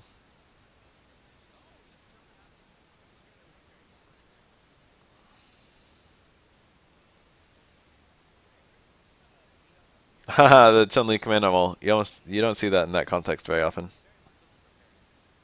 Jump down towards fierce. It's like down towards fierce or down back fierce to get that command normal. It's like a hooking arm and it slams the opponent to the ground. It's a very unusual command normal. It's used in a few of her. You can use it after her. You can use it after an air-to-air stomp, which is where it was probably intended to be used. And I think there's a combo that uses it using Super 2. Almost always with the Super 2 enders, you see either Fierce Fierce for max damage, Stomp hit to hard kick for, I think, best Oki, or Stomp into, I think, Jump Light Kick for reset. Something like that. This is like a little rusty. You can see the rust on everyone. Even Sugiyama looked rusty. And I bet he still plays this game.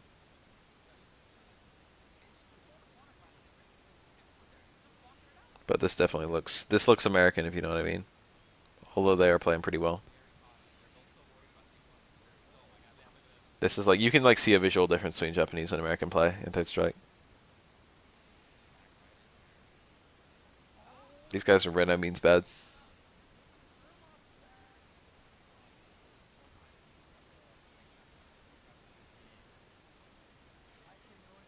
Good whiff. Punish.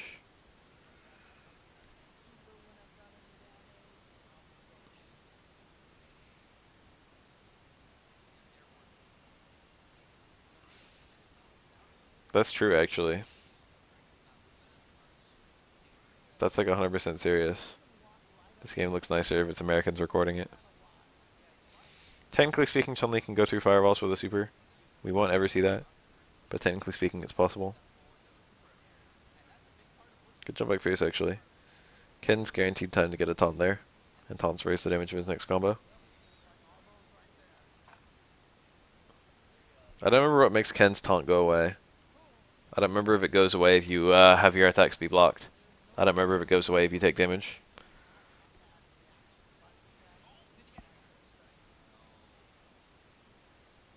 The Daigo combo. I actually didn't know you could do that just after a parry. Oro can't do a neutral jump there. My jump is too slow. If I parry Chun-Li's last hit and then neutral jump, she'll recover before I can land.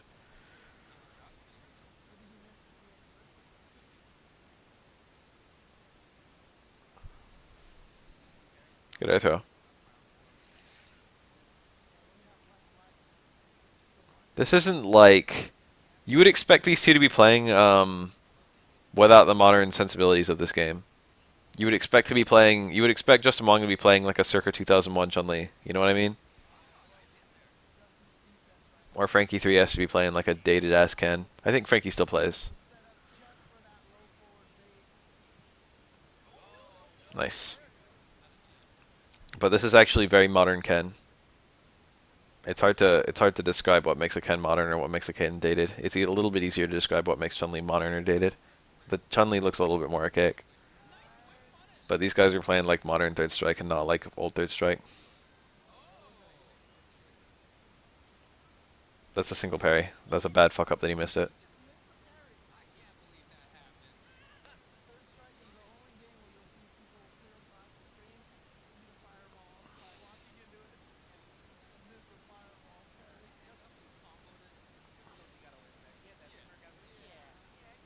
That was like 100%. It wasn't a choke from Justin, but it was a play that 999 times out of 1,000 should have got him nothing at all.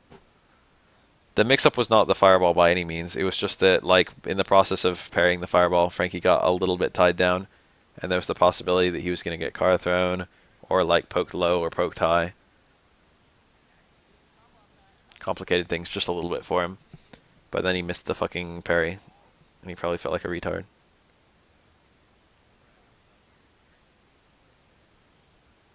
When you say Raiden doesn't work, do you mean he's, like, god-awful, or he's too good? Because I'm really curious. I don't know a damn thing about Raiden. Raiden.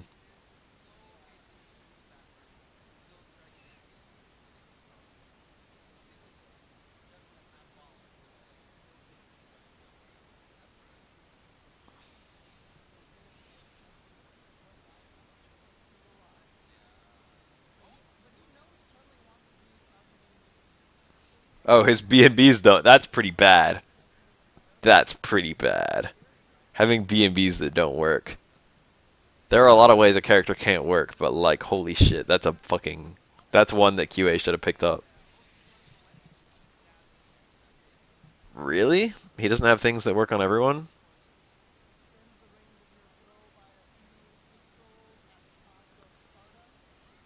Double stomp. Double stomp maintains the knockdown the entire time. Most of the things Chun-Li does in that juggle don't maintain knockdown.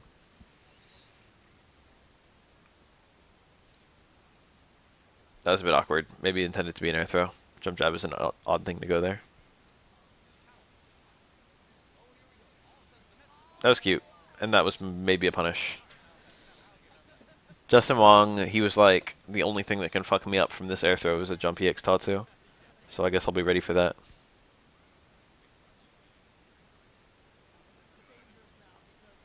I don't think Chun-Li's crouch medium kick is -3, is it? It needs to be -3 for Ken Super to punish it. It might not work unless it's pretty close. If it is indeed -3, but I didn't think it was. -2 is not enough. Ken Super 3 is technically 3 frame startup. It's 2 frames. 2 frames then active. Ken needs something to be -3 to punish it. Shadow crouch medium kick is a 1 frame punish and that's -3.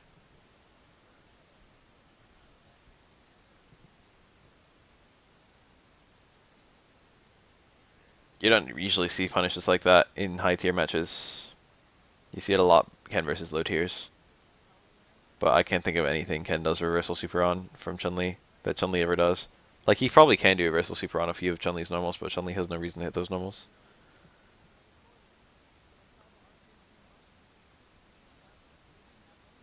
The only way I ever see Ken land super in this matchup is through his Oki mix-up. And, you know, after parries.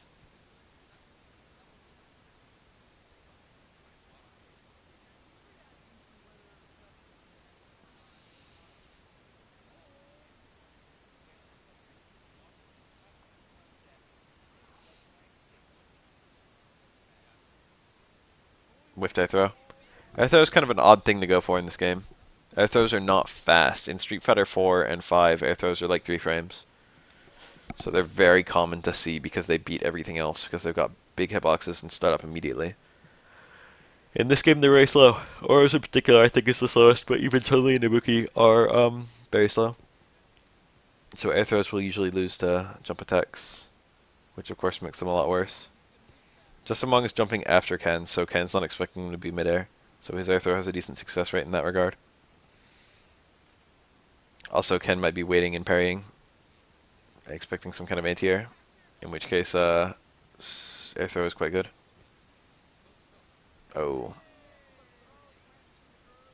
That was just Justin Wong with a choke, and then Frankie 3S with an extremely unusual punish. Maybe not even a punish, maybe he's just trying to... Oh no, maybe he was planning on waking up doing parry into EXDP. OS parry into EXDP, which is what that looked like.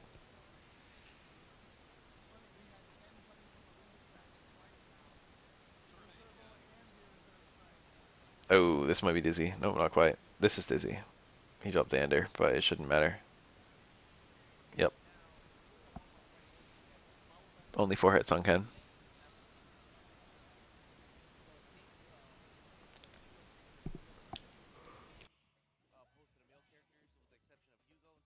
I just had the world's biggest yawn.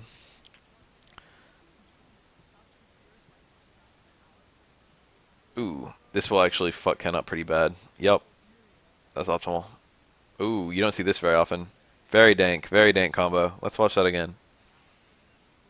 So he got that launch into back roundhouse, which is I think max dizzy that doesn't use super. I think. That was tight. And then he does taunt. Whoa, stop. Then he does taunt, which raises the damage of his next combo. Okay, pauses spacebar here. And then he does background house, links far strong. That's a background house has a lot of plus frames, so you can link out of it, but it doesn't link into that much because Necro's normals aren't really in a good place to combo there. But it does link into far strong, and far strong super cancels. And then normally you get a little juggle here. You get like a light spin hook second hit, I think, or like a stand strong, maybe a down back fierce on some characters. You get like a little teeny juggle.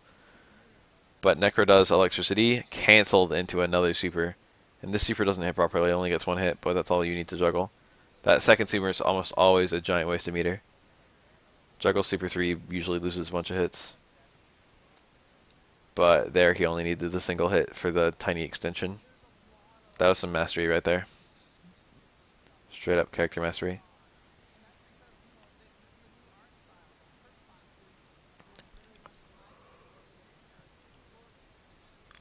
Whew. That command grab is, it's a low, so it's not actually a grab. It's safe though. The TC, that's a secret Necro TC, no one knows about it. That TC is back short into neutral strong. It cancels the super, but not special moves or anything. You don't actually, it's not used very often. I'll do a video tomorrow of me fucking watching the trailer. There's not much that I'm gonna say that other people haven't. I don't contribute anything. I'm as confused as everyone else when I watch that trailer. Excuse me.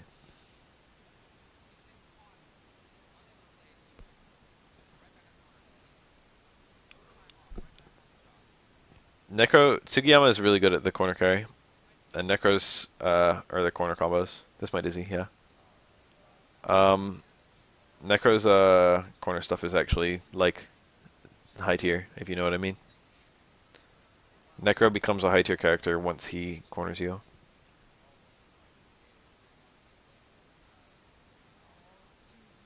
Alright, let me react to Chun-Li getting 3 more costumes. Yeah!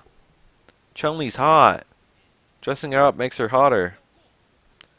The police outfit is a-okay. The alpha outfit is pretty good. The other outfit makes no sense, but it's extremely lewd, so I'll allow it. The Christmas outfits all look pretty good, especially that the Monot one has ears and a tail. And Skinny Birdie looks nice. Muscular Birdie. He had a back fierce there, but he checked the swing because he didn't want Ken to parry it.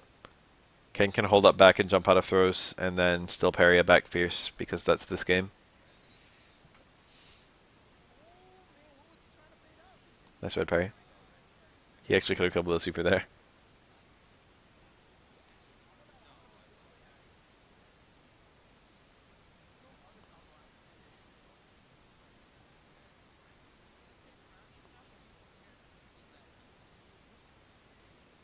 Necro background house is pretty busted. It's not busted, but you got stuff you can do there. I think you can actually do Necro background house and link straight into EX spin hook. Well, I know you can do that. And it does quite a lot of damage, actually. That was not the highest damage ender, but if you wanted to save the bar, it probably was the highest damage ender. But he actually could have killed spinning the meter there, and it wasn't a horrible time to spin the meter, to be honest. Even looking at the health bars, Necro gets meter pretty quick.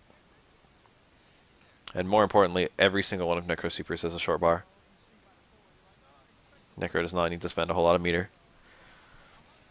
What's really funny is Necro Super 1 and Necro Super 2 are both 1 bar supers, and this is a 2 bar super with a very short bar. So Necro doesn't really have a good way of holding meter at all.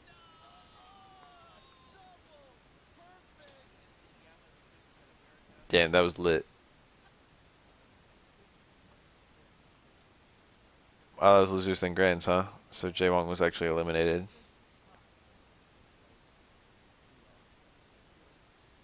Or no, there was no loser bracket, I guess.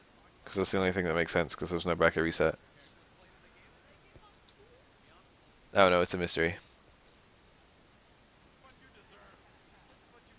Alright, so here's the Wong Elena. Wong was like fated to play. If Wong actually would have been like one of the top like 5 players in the world, I feel, in this game, if he played the right character. And I feel like Rufus was the wrong character. Wong has like really, really weirdly good execution, which wasn't really shown off that well on Rufus. I know there was like the fucking curse of Wong where he kept dropping the ultra in the corner. But in general, like Justin hits 1 frame links like fucking nothing. And he can do like weird stuff. He can do like well, I don't know if he can actually do like run stop fierce. But he's the kind of guy who like, you know, I wouldn't put it past him. He's capable of doing that sort of thing. But he really excels at playing an attrition-based character. And he never played an attrition-based character for all this lifespan of this game. I think he played a secret little bit of Chun-Li here and there, but only early on. And then he played a little bit of Rose near the end, which I think is a really good character for him. But he didn't, I don't know. He didn't play her enough to make it really good. And now he's playing Elena, who is also a character that would be great for him. Rose or Elena are, like, honestly probably two of the characters Justin Wong would do the best with.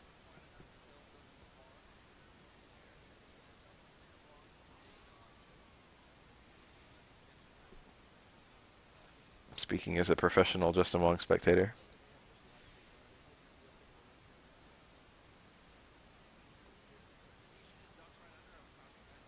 That wasn't ducks right under it. Shut the fuck up.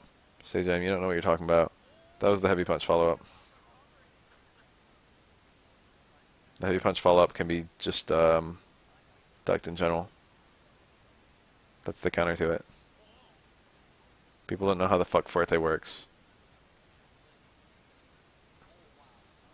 Has Forte been out as long as he has and people still have no idea what's going on? It's no wonder everyone loses to him. Light kick? Nope, didn't even try for it. Light kick is a 1 frame link there at OTGs. Here we go. Ah, Justin.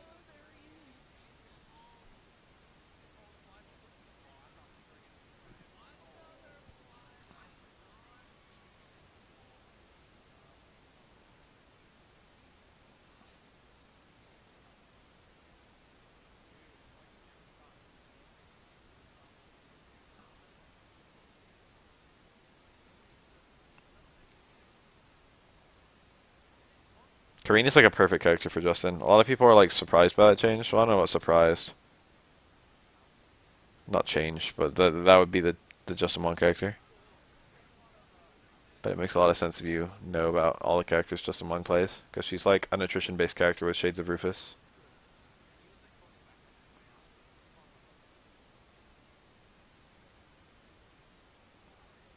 Do something with these jabs, Justin.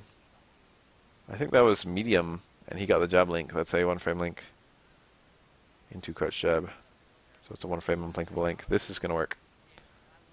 Tortilla Propeller has a lot less recovery than whatever that run towards hard punch follow up is. I forget the name of it.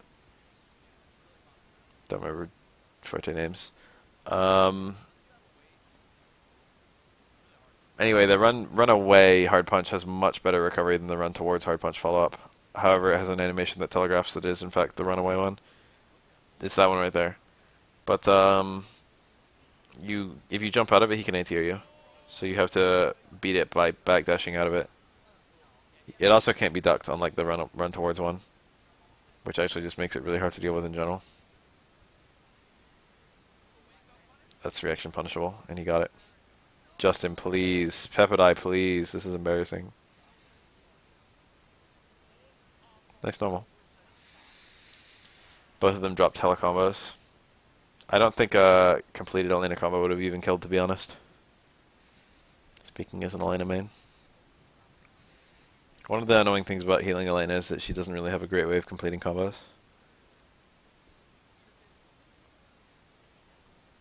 Probably the most slept on thing about healing Elena.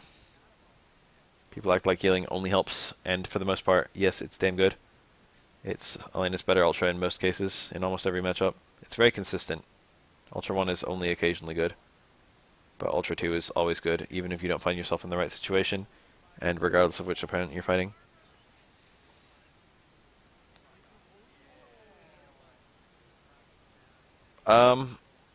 That's possible.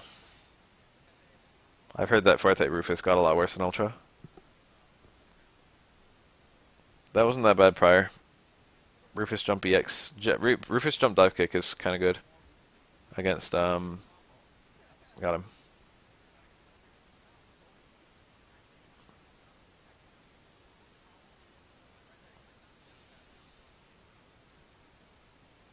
Oof. Who does light combos there? Justin. Add a one frame link to reduce your own damage, fucker. It's very meaty. That's already -1 at worst. Nice. Crouching opponent only. Link right there. Well. Peppadai looked super confident there. Was that a bracket reset? I guess it was.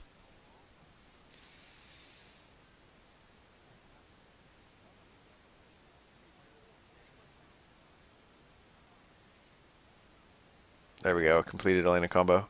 Elena crouch jabs are like a 3-frame link into themselves, so there's really no excuse. The only remotely good excuse is that you're dropping the low strong link, which you're going for instead. But even then, like, you know, the low strong link is necessary for some follow-ups. But usually you can crouch jab. Light scratch wheel is actually very good for a Forte run. I think it breaks his natural run, even with EX. And it whiffs really quickly. And it also anti-airs, and it gives you a juggle on anti-air. That's not a combo. Here's a failed plink.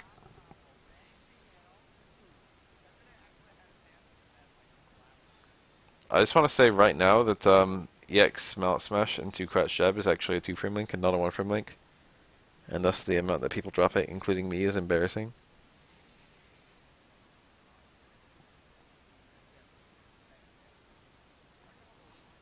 Fajita Bota. It's Fajita Buster. It's the name of his run towards Hard Punch Ender. Run to run armor. Oh, yeah. I know what you mean. I've never seen anyone else do them. They're really inconsistent.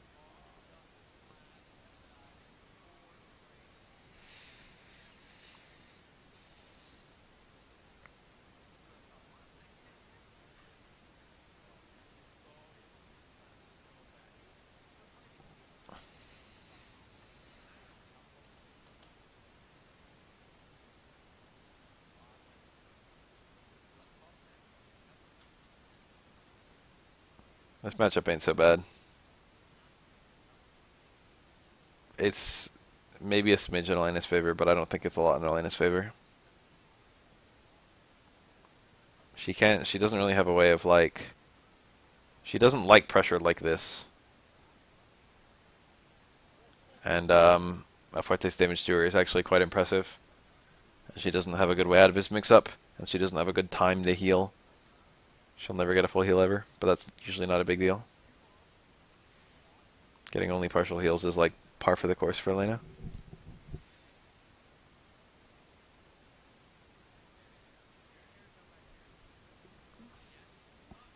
That's not Elena, that's everyone. That's nothing about Elena. God damn it, I'm hating the commentators right now. That's like literally Hugo conduct that. It has a flag that makes it so it doesn't hit crouching opponents. Otherwise, it's really fucking hard to deal with.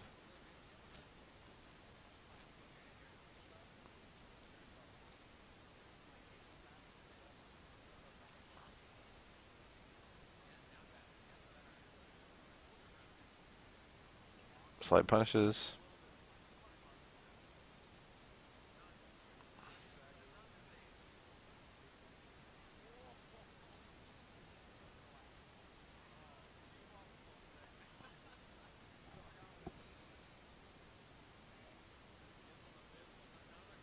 Wow, that didn't hit. That's not a bad idea from Elena, but it's got a decent chance of fucking you up. He really had to... Okay, this is still okay. Yeah, now he gets a heal off. I was gonna say he should have healed after that Mount Smash. This is still horrible for Elena, though.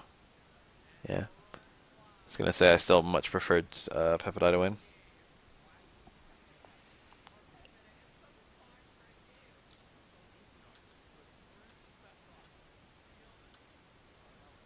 Props to Justin for playing Elena as long as he did. Now that I realize it.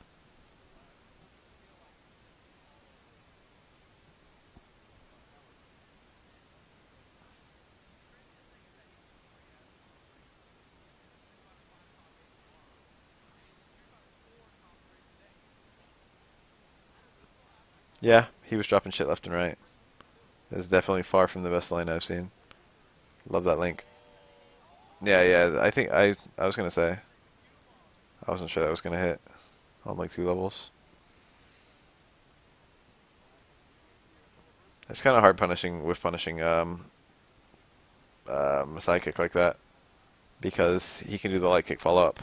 I don't think he had time to land there. If you jump super, shut the fuck up, commentators.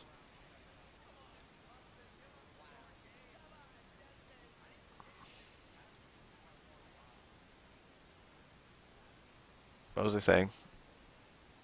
Oh, light kick follow up of Messiah kick has invincibility. This is a big deal. It has quite a lot of invincibility, actually.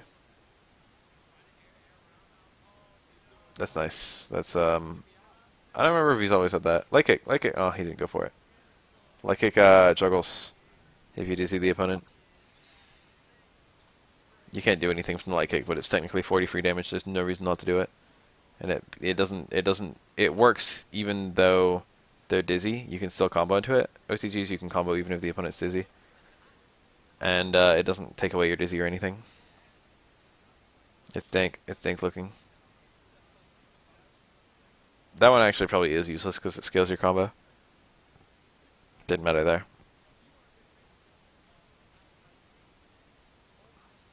This was just fucking recently. You might call it today. Or yesterday.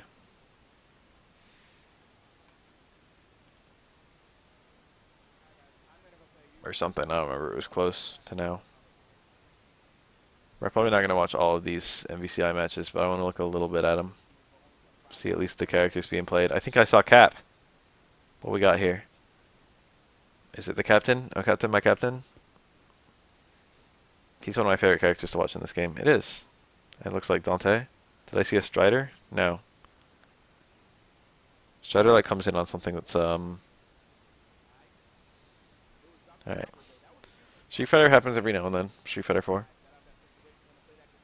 I wouldn't call it common. This is such a... Coach Steve's team is so... It's veteran. It's a veteran team. This is a team you wouldn't ever think to play unless you were really good with these characters in Marvel 3.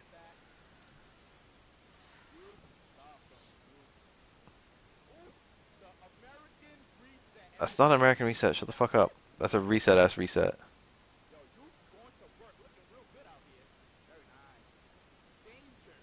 There's no way to make this kill. Get out.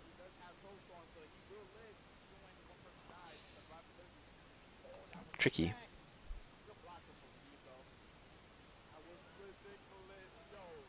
Is Coach Steve the best?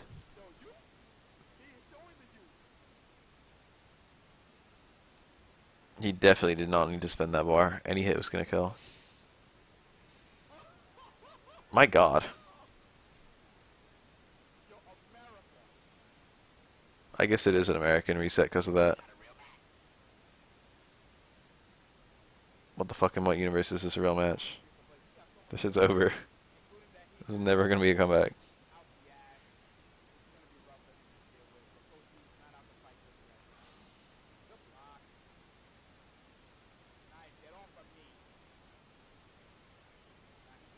That was like a regular ass jump.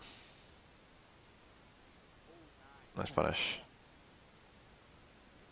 By going straight to super, he stopped Dante from building a bunch of bar to guard break. I mean, not guard break, what do you call that? Combo break, counter tag. And he doesn't really need a lot of meter anymore. It would have been nice to have a level 3, but he's got a level 3 here anyway. I'm surprised the dash in level 3 didn't just happen then. I'm surprised that wasn't level 3 as well. But I guess he wants to keep the box. Because he needs the box right now. The jab lock. You have to be the other way around to do the jab lock. The person who called the box is not trapped in the box, and thus their jabs will just push them out.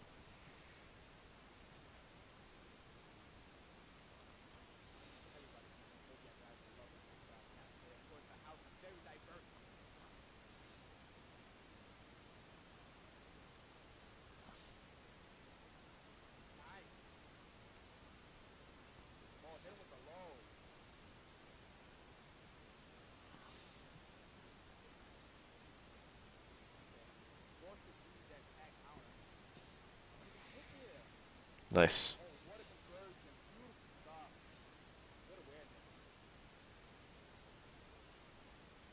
Oh my god, tell me this isn't leading to fucking HSD. Because it might really be. Nah.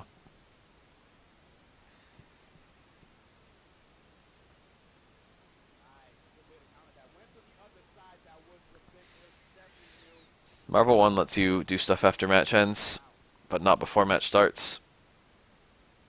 This game in Marvel 3 let you do stuff before it starts, but not after it ends. Marvel 2, I think, lets you move during the intro. And I think it also lets you beat people up in the outro. So I think Marvel 2 is best of both.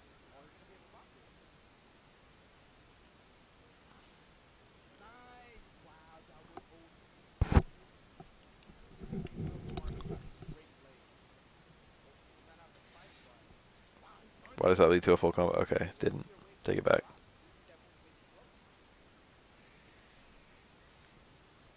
I'm a hashtag sleepy boy. He was already starting that normal. I gotta pity Dante here for a sec. He was already starting that normal. And his opponent tagged, and the opponent tagged, came in and hit Dante before the normal fucking finish starting.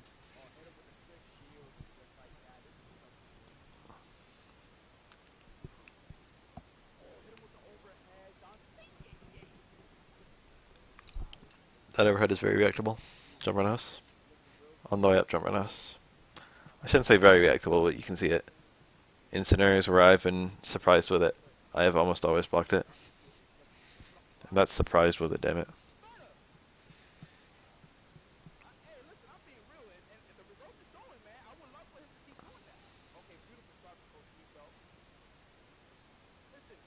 This is like a relic team. Nova Spencer.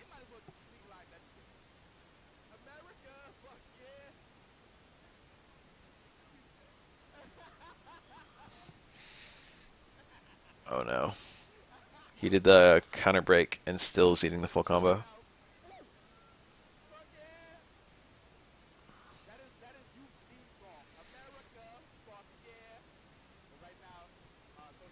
I'm a sleepy boy. I think I gotta go to sleep after this one.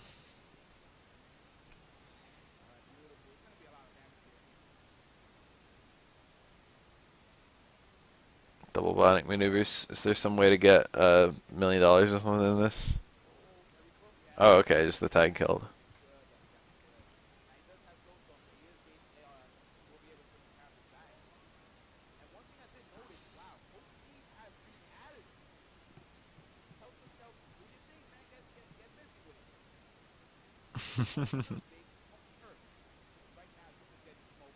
People just come in here and idle.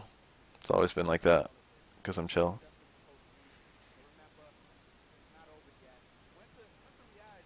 That's how Twitch works in general. Resident Sleeper. I want to watch till the end of this set. I fear a team like Coach Steve's. It's too abnormal. You can't be ready for what a team like that's gonna pull out. Even though I fought like Nova before and I fought Spencer before, you never know what's gonna happen with Nova Spencer.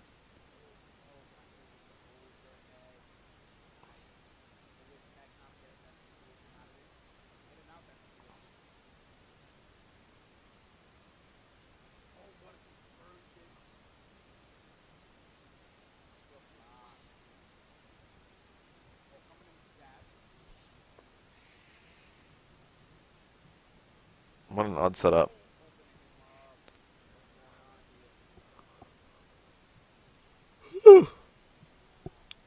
It's an overhead reset. It was really cool. I don't know. I haven't watched the cross counter thing in a while.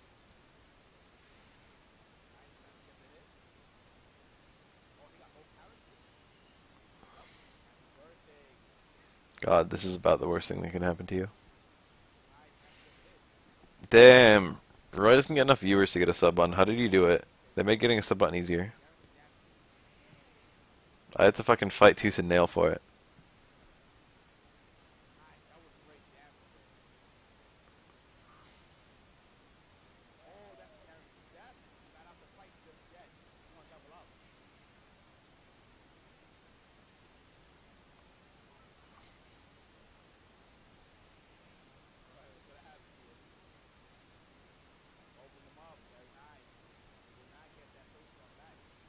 I wonder if they have like just some. I mean, not just. I wonder if they have Gutex with the most tired fucking face in the world. Just exasperated with MVCI. Just like fucking. Why am I still here on this earth? Gutex makes that face in a lot of videos recently. Why am I still here on this earth? Man looks tired 24/7 on his best day.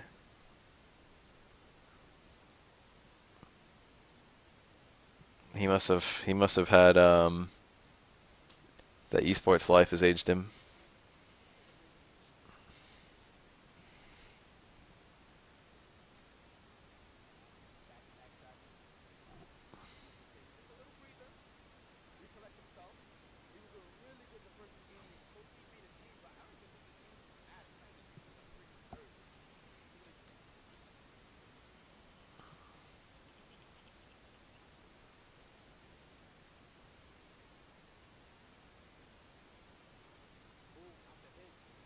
That sounds super good.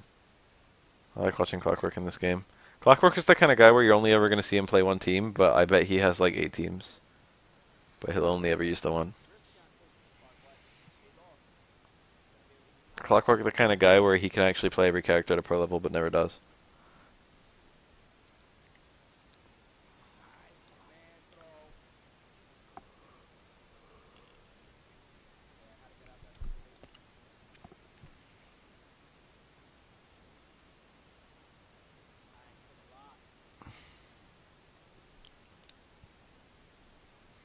Shield seems like a cool little meta.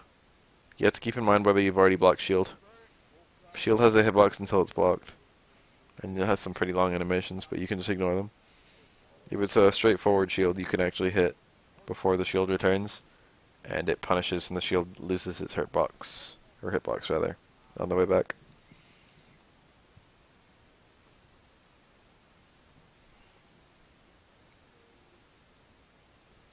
With trick shield, you've got to know if it's already hit. Reality Stun was the only way to save that, and even Reality Stun was also punished by level 3. I guess Tag might have been able to save it in its weird way.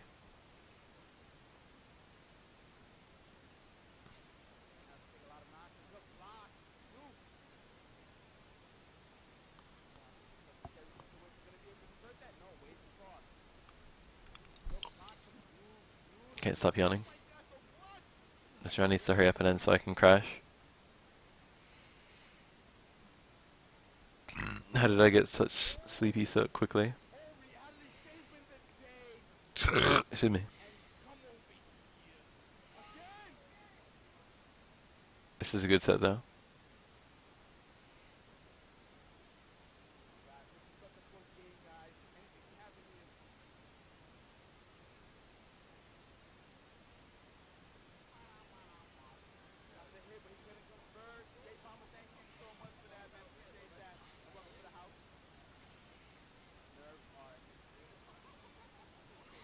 What just happened? I blinked. By the music start. This is gonna kill.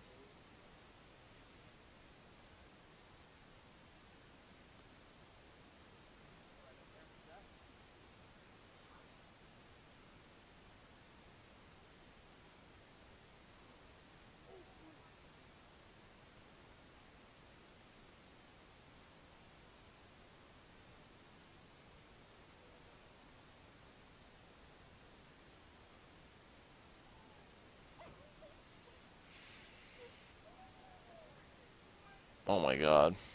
There it is. No, it's not it. Oh my god. Make it stop. Nova can really do this. Nova can really do this. Oh, never mind. I'm going to bed.